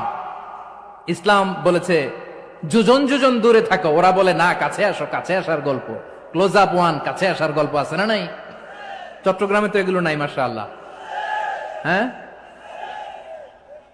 এখানেও আছে ক্লোজ আপ ওয়ান, কাছে আসার গল্প। আল্লাহ বলেন ওয়ালা তাকরাবুজ জিনা, কাছেও এসো না, জিনা থেকে যোজন যোজন কিলো দূরে থাকো, ওরা বলে কাছে আসার গল্প। আমার বীর চট্টলার ভাইয়েরা, কাছে আসতে হলে আমরা কোরআনের কাছে আসব, কাছে আসতে হলে নবীর কাছে আসব, কাছে আসার গল্প হবে আমার রবের কাছে আসার গল্প। চিল্লায় বলো ঠিক কিনা? আমি যুক্তরাষ্ট্রে ছিলাম অনেকদিন, কয়েক মাস, বিভিন্ন স্টেটে ঘুরেছি। গার্ডিয়ানরা উদ্বিগ্ন, ছেলে মেয়েদেরকে, ছোট্ট ছেলে মেয়ে, ওদেরকে জিজ্ঞেস করে তুমি how do you feel right now inside yourself, তুমি ভিতরে ভিতরে কেমন ফিল করো, তোমার কি ছেলে ছেলে লাগে না মেয়ে মেয়ে লাগে? আচ্ছা বলেন, এই ছোট্ট বাচ্চাটা ওকে এগুলো জেন্ডার অ্যাসাইনমেন্ট বলতে এগুলো কিছু বুঝে? এইভাবে মিসগাইড করা হচ্ছে। কৌতূহল বশত ছোট্ট ছেলে যদি বলে আমার তো মেয়ে মেয়ে লাগে, তখন বলে যে না তুমি মেয়ে, ছেলে না। মা বাবা বাধা দিলে ওকে আলাদা গভর্নমেন্ট হাউসে নিয়ে যায়। ভয়ঙ্করতম অবস্থা। আমরা একটা সময়ে শুনতাম যে হুজুর আমার ছেলেটা খুব ভালো, হাফেজে কোরআন, আল্লাহওয়ালা। হুজুর আমার ছেলে দাড়ি রাখছে, আল্লাহওয়ালা। হুজুর আমার ছেলে 5 ওয়াক্ত সালাত জামাতের সাথে পড়ে, তার মানে আল্লাহওয়ালা। পশ্চিমে যে আমি কি শুনছি জানেন? ওরা বলে হুজুর আমার ছেলেটা ইউনিভার্সিটির একটা মেয়ের সাথে প্রেম করে, ও খুব আল্লাহওয়ালা, হুজুর দোয়া করবেন। এর কারণ ওদের কাছে আল্লাহওয়ালার ক্রাইটেরিয়া হচ্ছে হুজুর আমার ছেলেটা আরেক ছেলের পছন্দ করে নাই, আমার মেয়েটা আরেক মেয়েকে ভালোবাসে নাই, এজন্য আমার ছেলেটা আল্লাহওয়ালা, হুজুর ওর জন্য একটু দোয়া করে দিয়েন। কি চ্যালেঞ্জ ওরা ফেস করতেছে। ওনার ছেলে যে আরেক ছেলেরে বিয়ে করবে না, এটাতেই উনি খুশি যে আলহামদুলিল্লাহ আমার ছেলেটা একটা মেয়েরে ভালোবাসে, আমার মেয়েটা একটা ছেলেরে ভালোবাসে, মানে এটা খুব আল্লাহওয়ালা। নাউজুবিল্লাহ পড়তে পারলেন না? এজন্য অশ্লীলতার সাথে আমাদের কোনো সম্পর্ক রাব্বুল আলামিন বলেন ওয়ায়ানহা আনিল ফাহশাই ওয়াল মুনকারি ওয়াল বাগি, তিনটা জিনিসকে আমি নিষিদ্ধ করলাম। এক নাম্বার হলো ফাহশা, অশ্লীলতা। দুই নম্বরে হলো মুনকারের সমস্ত মন্দ কাজ। আপনাদের মনোযোগ আছে না? শেষ করে দিব? আর 2-1 মিনিট শুনবেন? আচ্ছা বলি তাহলে, আরো 2-1 মিনিট। তাহলে নিষেধাজ্ঞা জারি করেছেন তিনটা জিনিসের উপর। এক নাম্বার কি? ফাহশা, অশ্লীলতা। দুই নাম্বার মুনকার। মুনকার মানে হচ্ছে যত মন্দ কাজ, খারাপ কাজ, বাজে কাজ, এটার বলে মুনকার। এটার কি বলে? আপনারা পড়ছেন না, তা'মুরুনা বিল মা'রুফি ওয়া তানহাউনা আনিল মুনকার। ভালো কাজের আদেশ, সৎ কাজের আদেশ, অসৎ কাজের নিষেধ। মুনকার, মুনকার হচ্ছে মানুষের স্বাভাবিক বিবেক বোধ যেটাকে খারাপ বলে, ওইটাই মুনকার। পৃথিবীর সব আসমানি গ্রন্থ যেটাকে খারাপ বলেছে, মানুষের স্বাভাবিক বিবেক বোধ যেটাকে খারাপ বলেছে, এগুলো সব মুনকার। যেমন ইফটিজিং, এটা কি ভালো না খারাপ? মজুদদারি, খাদ্যে ভেজাল দেওয়া, ওজনে কম দেওয়া, মাছে ফরমালিন মিশানো, চাঁদাবাজি, টেন্ডারবাজি, দখলবাজি, এগুলো আমাদের স্বাভাবিক বিবেকেই বলে এগুলো খারাপ, এগুলো হচ্ছে মুনকার। আল্লাহ তাআলা এই মুনকার থেকে আমাদেরকে বেঁচে থাকতে বলেন, আর শয়তান এই মুনকারের প্রতি আমাদেরকে উদ্বুদ্ধ করে। আল্লাহ তাআলা বললেন, ইয়া আইয়ুহাল্লাযীনা আমানু লা তাত্তাবিউ খুতুওয়াতিশ শাইতান ফাইন ওয়া মান ইয়াত্তাবি' খুতুওয়াতিশ শাইতানি ফাইন্নাহু ইয়া'মুরু বিল ফাহশাই ওয়াল মুনকার। আল্লাহ বললেন, আমার গোলামেরা শোনো শোনো, ও আমার বিশ্বাসী বান্দারা খবরদার, তোমরা কশিনকালেও শয়তানের পদাঙ্ক অনুসরণ করবে না, কারণ শয়তান তোমাদেরকে অশ্লীলতা এবং মন্দ কাজের দিকে উদ্বুদ্ধ করে। আমাদের কাজ হচ্ছে শয়তান আমাদেরকে যেদিকে নিতে চায় আমরা তার উল্টা দিকে যাব, ঠিক কিনা বলে? শয়তান এই মন্দ কাজকে আমাদের কাছে বিউটিফাই করে, চাকচিক্যময় করে আমাদের সামনে উপস্থাপন করে। এজন্য আল্লাহ বলেন মুনকারকে থামাতে হবে, মুনকার প্রতিরোধ করতে হবে। মুনকার প্রতিরোধের দায়িত্ব শুধু আমাদের নাকি? শুধু আপনার খতিব সাহেবের, ইমাম সাহেবের, নাকি মুসলিম উম্মার সবার? আওয়াজ করে বলুন, মুনকার, অসৎ কাজ প্রতিরোধের দায়িত্ব কার? রাব্বুল আলামিন বলেন, কুনতুম খায়রা উম্মাতিন উখরিজাত লিন-নাসি তা'মুরুনা বিল মা'রুফি ওয়া তানহাউনা আনিল মুনকার। তোমাদেরকে শ্রেষ্ঠ জাতি করে জমিনের মধ্যে আবির্ভূত করা হয়েছে, যাতে করে তোমরা জমিনের ভেতরে সৎ কাজের আদেশ করতে পারো আর অসৎ কাজের নিষেধ করতে পারো। উম্মা, কুনতুম খায়রা, তাহলে গোটা উম্মার দায়িত্ব, এটা বুঝতে পারছেন তো? আচ্ছা, আরো নিচে আসেন। এরপরে আল্লাহ বললেন, শুধু উম্মা না, এই জমিনের রাজত্ব আমি যাদের হাতে দেই, এই জমিনের মালিক আমি যাদেরকে বানিয়ে দেই, যাদেরকে আমি সরকারের দায়িত্ব দেই, তাদেরকেও মুনকার প্রতিরোধের দায়িত্ব দিয়েছে কে? আল্লাহ বলেন, যারা ক্ষমতার মসনদে বসেছে তাদেরকে 4 দফা কর্মসূচি আমি আল্লাহ দিলাম। আওয়াজ করে বলেন, কয় দফা? আল্লাহ বলেন, আল্লাযীনা ইম্মাক্কান্নাহুম ফিল আরদি আকামুস সালাতা ওয়া আতাউয যাকাতা ওয়া আমারু বিল মা'রুফি ওয়া নাহাউ আনিল মুনকার ওয়ালিল্লাহি আকিবাতুল উমুর। যারা এই জমিনের উত্তরাধিকার হয়েছে তারা 4 দফা কর্মসূচি নিয়ে সামনে আগাবা। সালাত কায়েম করবা, যাকাত আদায় করবা, সৎ কাজের আদেশ দিবা, অসৎ কাজ থেকে মুনকার প্রতিরোধ করবা। আদেশটা কার? আমার প্রিয় চট্টলার ভাইরা, পুরো উম্মার দায়িত্ব মুনকার প্রতিরোধ করা, সরকার প্রধানের দায়িত্ব মুনকার প্রতিরোধ করা। এরপর আল্লাহ বলেন, প্রতিটা ফ্যামিলির যিনি প্রধান, সিইও, বাবা, প্রত্যেক বাবারও দায়িত্ব এই মুনকার প্রতিরোধ করা। আওয়াজ করে বলেন, ঠিক কিনা? যেমনটি সাইয়েদনা লুকমান আলাইহিস সালাম ওনার কলিজার টুকরা সন্তানকে আদেশ করেছেন, ইয়া বুনাইয়া আকিমিস সালাতা ওয়া'মুর বিল মা'রুফি ওয়ানহা আনিল মুনকার। পড়েন সুবহানাল্লাহ। বাবা ছেলেকে সবক দিচ্ছে। কে সবক দিচ্ছে? কাকে? লুকমান আলাইহিস সালাম ছেলেকে বলতেছে, ওরে আমার কলিজার টুকরা সন্তান, ওরে আমার বাছা, নামাজ কায়েম করবা, সৎ কাজের আদেশ দিবা, আর মুনকার প্রতিরোধ করবা, অসৎ কাজ সমাজ থেকে খারাপ কাজকে ঝেঁটে বিদায় করে দিবা। তাহলে দেখেন আমি স্টেপ বাই স্টেপ নামলাম। পুরা উম্মার দায়িত্ব, জমিনের উত্তরাধিকারী আল্লাহ যাদেরকে বানিয়েছেন সরকার, তাদের দায়িত্ব, প্রতিটি ফ্যামিলির প্রধানের দায়িত্ব, এরপরে বিশ্বনবী বলেন সচেতন প্রতিটি মুসলিমের দায়িত্ব সমাজ থেকে মুনকারকে উৎখাত করা। বিশ্বনবী বলেছেন মান রাআ মিনকুম মুনকারান ফালিয়ুগাইয়িরহু বিয়াদিহি ফাইন লাম ইস্তাতি ফাবিলিসানিহি ওয়া ইন লাম ইস্তাতি ফাবিকলবিহি ওয়া যালিকা আযআফুল ঈমান। সমাজে যে মুনকার দেখবে, খারাপ কাজ দেখবে, সে যেন হাত দিয়ে সেটাকে থামায়। কি দিয়ে? আপনাদের তো হাত নাই না? হাত আছে, হাত আছে। ওরা যেই হাত দিয়ে অন্যায় করে ওইটা প্রতিরোধের জন্য আমাদেরও হাত আছে না নাই? থামাতে হবে, থামাতে হবে।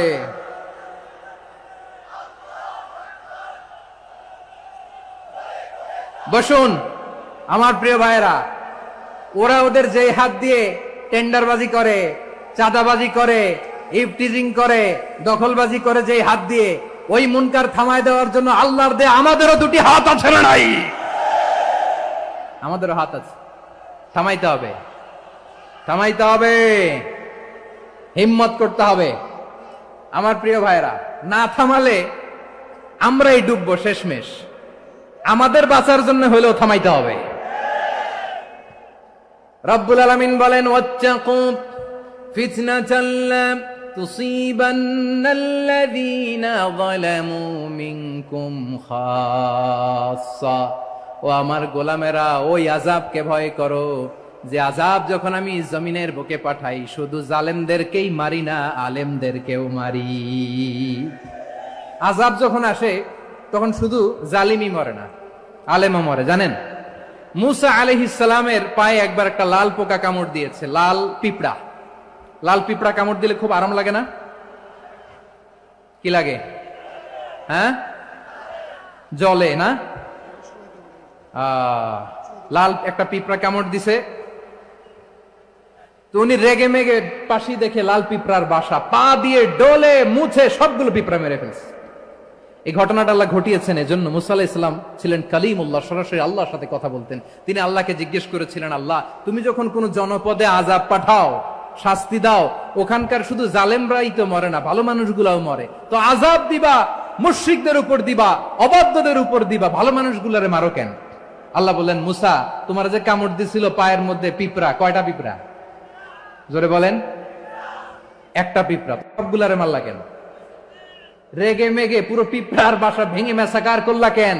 এই মুসা, আমি যখন অ্যাকশনে যাই, আমি যখন শাস্তি দেই, তখন এত বাস বিচার করা হয় না, বাস বিচার করা যায় না। যখন অ্যাকশনে যাওয়া হয় ওইটা ডাইরেক্ট অ্যাকশন হয়ে যায়। চিল্লায় বলো ঠিক কি না? এজন্য আমাদের বাঁচার জন্য হলে ওই পাপ থামাতে হবে, এই শয়তানের অট্টহাসি থামাতে হবে, অন্যায় অপরাধ সমাজ থেকে আমাদের থামাতে হবে। কারণ আযাব আসলে ওরাও মরবে, আমরাও মরব। একটা জাহাজ 2 তলা, আপনি আছেন 2য় তলায়। শুনতেছেন? শুনতেছেন? জাহাজ কয় তলা? আপনি কোন তলায়? 2য় তলায়। নিচের তলার কিছু লোক জাহাজের তলা ছিদ্র করতে আরম্ভ করছে। কি ছিদ্র করতেছে? আচ্ছা, জাহাজের তলা ছিদ্র করলে তলা দিয়ে কি ঢুকে? এখন আপনি যদি বলেন আমার কি, আমি তো 2 তলায়, আমার কি, আমি তো সেফ, আমি ইন দ্য সেফ জোন, আমি তো ভালো আছি, আমি তো ভালো আছি, ওরা ছিদ্র করে ওরা মরবে। আসলে কি শুধু ওরা মরবে? নাকি তলা ফুটো হলে ভিতরে পানি ঢুকলে আপনারও সলিল সমাধি হবে? তলা দিয়ে যখন পানি ঢুকবে, জাহাজ ডুবলে আপনিও মরবেন। এজন্য নিজে মরার আগে ওই পাগলগুলোর নিচতলায় যে থামাতে হবে। চিল্লায় বলেন ঠিক কি না? এজন্য আল্লাহ বললেন মুনকার প্রতিরোধের দায়িত্ব সমাজের টপ টু বটম সবার। পুরো উম্মার দায়িত্ব, সরকার প্রধানের দায়িত্ব, প্রতিটি ফ্যামিলির প্রধান বাবার দায়িত্ব, বিশ্বনবী বললেন প্রতিটি সচেতন মুসলিমের দায়িত্ব। এজন্য মুনকার প্রতিরোধ করার দরকার আছে না নাই? সমাজে এই যে ইফটিজিং হয়, আপনার বোনের বয়সী একটা মেয়েকে কিছু বকাটে টিটকারি করে, এই বলে সেই বলে, নোংরা কথা বলে, রাস্তায় দেখেও আপনি পাশ দিয়ে না দেখার মতো চলে যান কেন? আপনি দাঁড়ান না কেন? আপনি দাঁড়ালেই তো থেমে যাবে, কারণ সত্যের যে শক্তি তার সামনে মিথ্যা মুখ থুবড়ে পড়ে। আপনার সামনে ও কিছুই না, নাথিং। আপনি দাঁড়ান, ওকে প্রশ্ন করেন যে আমার বোনকে তুমি ডিস্টার্ব করো কেন? আপনাকে দেখে আরো 5 জন দাঁড়াবে, 5 জনকে দেখে আরো 10 জন দাঁড়াবে। আমাদের নীরবতা আর আমাদের নিশ্চুপ থাকাই জালিমদেরকে আরো শক্তিশালী জালিম বানিয়েছে। এজন্য মুনকার প্রতিরোধের দায়িত্ব আমাদের সবার। টেন্ডারবাজি, চাঁদাবাজি, দুর্নীতি, অপরাধ, দখলদারিত্ব, মজুদদারি, এগুলো সবকিছু একসাথে প্রতিরোধ করতে হবে, ঠিক কিনা বলেন? একটা মানবিক সমাজ যদি চাই, প্রতিরোধ করতে হবে। প্রিয় ভাইয়েরা, আল্লাহর শপথ নিয়ে বলি, এই নাসিহাত গুলো সবার জন্য, সব দলের জন্য, সব মতের মানুষের জন্য। আমরা কোন দলের প্রতি মানুষকে ডাকি না, আমরা ডাকি ইসলামের দিকে। সব দলের, সব মতের, সব মানুষদেরকে আমরা আহ্বান জানাই, আসুন আমরা একটা সুন্দর সমাজ বিনির্মাণ করি। এই যে নতুন বাংলাদেশের এক সুযোগ এসেছে, আর জীবনে হয়তো আসবে না, সামনের 100 বছর এই সময় আসবে না। আসুন দেশটাকে আমরা সাজাই, আসুন আমরা দুর্নীতি বন্ধ করি, আসুন আমরা চাঁদাবাজি বন্ধ করি, আসুন আমরা দখলদারিত্ব বন্ধ করি, আসুন আমরা এক দল আরেক দলকে নিশ্চিহ্ন করার যে রাজনীতি, এটা বন্ধ করি। সব দলের প্রতি আমার আহ্বান। আমি কিছুদিন আগে একটা নিউজ দেখলাম, ওই যে লন্ডনে বসে জনাব তারেক রহমান সাহেবকে আমি ধন্যবাদ দিতে চাই। উনি সংবাদ শোনা মাত্রই ওনার দলের অনেক চাঁদাবাজকে উনি বহিষ্কার করেছেন। I do appreciate. প্রতিটি দলের এরকম ইনিশিয়েটিভ নেওয়ার দরকার আছে না নাই? যে কোনো দলে এই প্র্যাকটিসটা থাকার দরকার আছে না নাই? চাঁদাবাজদের সাথে আপনারা নিজেদেরকে মুক্ত ঘোষণা করবেন যে এরা আমার দলের কর্মী হতে পারে না। আমরা চাঁদাবাজ মুক্ত বাংলাদেশ চাই, জুলুম মুক্ত বাংলাদেশ চাই, ফ্যাসিজম মুক্ত বাংলাদেশ চাই, গুণ খুন খারাপি মুক্ত বাংলাদেশ চাই। আমরা নতুন ভোরের বাংলাদেশ চাই। ওই বাংলাদেশ পাওয়ার জন্য মুনকার প্রতিরোধে, অন্যায় প্রতিরোধে যদি বাঘের বাচ্চার মতো, আবু সাইদের মতো 2 হাত উঁচু করে, বুককে টান টান করে প্রসারিত করে দাঁড়াতে হয়, রাজি আছো মুসলমান? কারা কারা রাজি? আল্লাহকে হাত দেখিয়ে প্রতিজ্ঞা করো।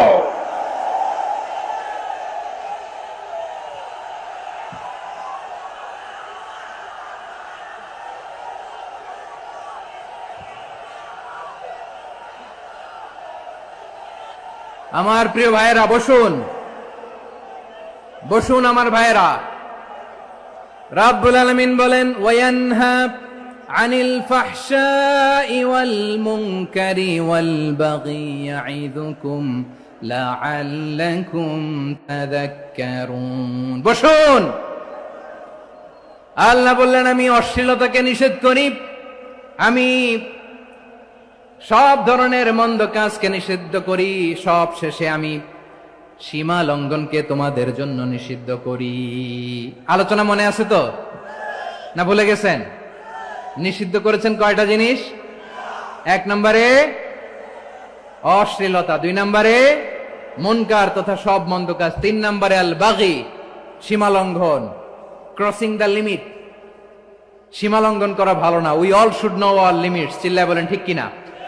একই আয়াতে আল্লাহ বললেন, কুল ইন্নামা হাররামা রাব্বিয়াল ফাওয়াহিশা মা যাহারা মিনহা ওয়া মা বাতানা ওয়াল ইসমা ওয়াল বাগিয়া বিগাইরিল হক। অন্যায় ভাবে যে অবাধ্য হয়, যে সীমা লঙ্ঘন করে, তাদেরকেও আমি এটা হারাম করে দিলাম। সীমা লঙ্ঘন করা হারাম, সীমা লঙ্ঘন করা হারাম। আল্লাহ বারবার আমাদেরকে ওয়ার্নিং দেয়। যখন আমরা থামি না তখন আল্লাহ ধরে, আর যখন ধরে তখন ছাড়ে না। ধরে না, ধরলে আল্লাহ। ফেরাউনকে কিন্তু হুট করে ধরে নাই, আপনারা জানেন 9 বার ওয়ার্নিং দিয়েছে। ফেরাউনকে আল্লাহ তাআলা ওয়ার্নিং দিয়েছিল কয়বার? বীর চট্টলার বীর সেনানীরা আওয়াজ করে বলেন, ফেরাউনকে ধরার আগে ওয়ার্নিং দেওয়া হয়েছিল কয়টা? রব্বুল আলামিন বলেন, ওয়ালাকাদ আতাইনা মূসা 9 আয়াতিন বাইয়িনাত। 9টা মুআজিজা দেখিয়েছি। 1 2 3 বারবার এইভাবে রিমাইন্ডার, ওইভাবে রিমাইন্ডার, এইভাবে নসিহাত, ওইভাবে দাওয়া। ফাকুলা লাহু কাওলান লাইয়িনা, নরম করে বলো, সফট করে বলো, যত ওয়ে হতে পারে দাওয়া মেথডোলজি। মূসা আলাইহিস সালামের সব অ্যাপ্লাই শেষ। 10ম বারে যে আল্লাহ ধরছে, 10ম বারে যে ধরেছে। এজন্য আল্লাহ বলেন, আমি সীমালঙ্ঘনকে পছন্দ করি না। কোরআনের অন্য আয়াতে বাগীকে বলা হয়েছে আল ইতিদা, সীমা লঙ্ঘন যারা করে তাদেরকে আল্লাহ বলেছেন মুতাদিন। ওয়াকাতিলু ফি সাবিলিল্লাহিল্লাযীনা ইউকাতিলুনাকুম ওয়ালা তা'তাদু ইন্নাল্লাহা লা ইউহিব্বুল মু'তাদিন। আমি সীমা লঙ্ঘনকারীদেরকে কোশ্চিন কালেও পছন্দ করি না। আমরা যেন সীমা লঙ্ঘন না করি, রাজি আছেন তো? যে কোনো ক্ষেত্রে ইবাদতে যেন সীমা লঙ্ঘন না করি। অনেকে আমরা ইবাদতে সীমা লঙ্ঘন করে ফেলি। বিশ্বনবী সাল্লাল্লাহু আলাইহি ওয়াসাল্লাম যেটা শিখিয়েছেন এর বাইরে যে অতিরিক্ত বুজুর্গ হতে চায় এরকম আছে না নাই? করা যাবে না, কোনো ক্ষেত্রেই সীমা লঙ্ঘন করা যাবে, এমনকি যুদ্ধ ক্ষেত্রেও না। বিষ্ণু ইসলাম বলেন খবরদার যুদ্ধ ক্ষেত্রেও সীমা লঙ্ঘন করো না। কি সুন্দর ইসলাম আমরা পেয়েছি। বিশ্বনবী বলেন খবরদার যুদ্ধের ময়দানে কোনো নারীর গায়ে হাত তোলো না, কোনো শিশুর গায়ে হাত তোলো না, কোনো গবাদি পশু হত্যা করো না, কোনো শস্য ক্ষেত্র ধ্বংস করো না, ইবাদতরত অন্য ধর্মের কোনো সন্ন্যাসীর গায়ে হাত তোলো না। বলেন সুবহানাল্লাহ। তাহলে আমরা সীমা লঙ্ঘন করতে পারবো? প্রিয় ভাইরা, একটা সুখী সমৃদ্ধ শান্তির সমাজ, মানবিক সমাজ যদি আমরা গঠন করতে চাই, আমাদের আল্লাহর দেয়া কয়টা আদেশ মানতে হবে বলেন দেখি? সবাই বলেন কয়টা? আর বেঁচে থাকতে হবে কয়টা জিনিস থেকে? আওয়াজ করে বলেন কয়টা? আচ্ছা, আদেশ নাম্বার 1 কি ছিল বলেন? আল্লাহর আদেশ কি? 1 নাম্বার আদাল, ন্যায় পরায়ণতা। আমরা সুবিচার, সুশাসন, ন্যায় বিচার চাই কি চাই না? 2 নম্বরে কি ছিল? মাশাআল্লাহ, আওয়াজ করে বলেন 2 নম্বরে কি ছিল? ইহসান। আমরা যেন সবার প্রতি দয়া পরবশ হই, ইহসান করি। 3 নম্বরে কি ছিল? নিকটাত্মীয়দের দান করা, তাদের অধিকার প্রাপ্য বুঝিয়ে দেওয়া। পাশাপাশি 3টা জিনিস থেকে আল্লাহ বারণ করেছেন, নিষেধ করেছেন। তার প্রথমটা ফাহশা, অশ্লীলতা। অশ্লীলতার সাথে আমাদের কোনো সম্পর্ক। আজকের এই ঐতিহাসিক চট্টগ্রামের প্যারেড ময়দান থেকে আমরা যত ধরনের মা যাহারা মিনহা মা বাতান, প্রকাশ্য অপ্রকাশ্য, দৃশ্যমান অদৃশ্যমান, সব অশ্লীলতা থেকে নিজেদেরকে মুক্ত ঘোষণা করলাম। অশ্লীলতাকে আমরা না বলে দিলাম। আওয়াজ করে সবাই বলুন নো। অশ্লীলতার সাথে আমাদের কোনো সম্পর্ক। 2 নম্বর নিষেধাজ্ঞা কি ছিল? আল মুনকার, সমাজের যত মন্দ কাজ এগুলোকে আমরা প্রতিরোধ করব। রাজি আছেন তো সবাই? 3 নম্বরে আল বাগী, সীমালঙ্ঘন। কোন মুসলিম সীমালঙ্ঘন করে না, এমনকি যুদ্ধ ক্ষেত্রেও না। আওয়াজ করে বলেন ঠিক কি না? রাব্বুল আলামিন শেষে বললেন ইয়াইদুকুম লাআল্লাকুম তাযাক্কারুন, আল্লাহ তোমাদেরকে উপদেশ দেন যাতে তোমরা শিক্ষা গ্রহণ করো। আমরা উপদেশ দিব, আমরা জোর করে কাউরে কিছু মানাতে চাই না। লা ইকরাহা ফিদ্দিন ওয়া যাক্কির ফাইন্না যিকরা তানফাউল মুমিনিন। উপদেশ দিলে এটা মুমিনদের কাজে দেয়। লাস্তা আলাইহিম বিমুসাইতির ইন্নামা আনতা মুযাক্কির। নবী হে, আপনি রিমাইন্ডার দাতা, আপনি উপদেশ দিবেন। আমরাও বিশ্বনবীর এই হাদিসগুলো থেকে, কোরআনের আয়াত থেকে রিমাইন্ডার, এই কথামালা, বাণী বাহক হিসেবে এই বাণীগুলো আপনাদের সাথে কাছে পৌঁছে দিলাম। আমরা আল্লাহ তাআলার কাছে প্রার্থনা করি, আল্লাহ আমরা যেন আদল দিয়ে আমাদের সমাজকে গঠন করতে পারি। আল্লাহ আমরা যেন ইহসান করতে পারি, আমরা যেন নিকটাত্মীয়দের দান করতে পারি। আল্লাহ যত ধরনের অশ্লীলতা, অনাচার, মন্দ কাজ, সীমালঙ্ঘন, অবাধ্যতা থেকে যেন আমরা বেঁচে থাকতে পারি। আল্লাহ তাআলা আমাদের সবাইকে কথাগুলো বোঝার ও আমল করার তৌফিক দান করুক। হাযা মা ইনদি ওয়াল ইলমু ইনদাল্লাহ আলাইহি তাওয়াক্কালতু ওয়া ইলাইহি উনীব। প্রিয় ভাইরা, আমি আপনাদের সবার জন্য দোয়া করি, আপনারাও আমার জন্য দোয়া রাখবেন।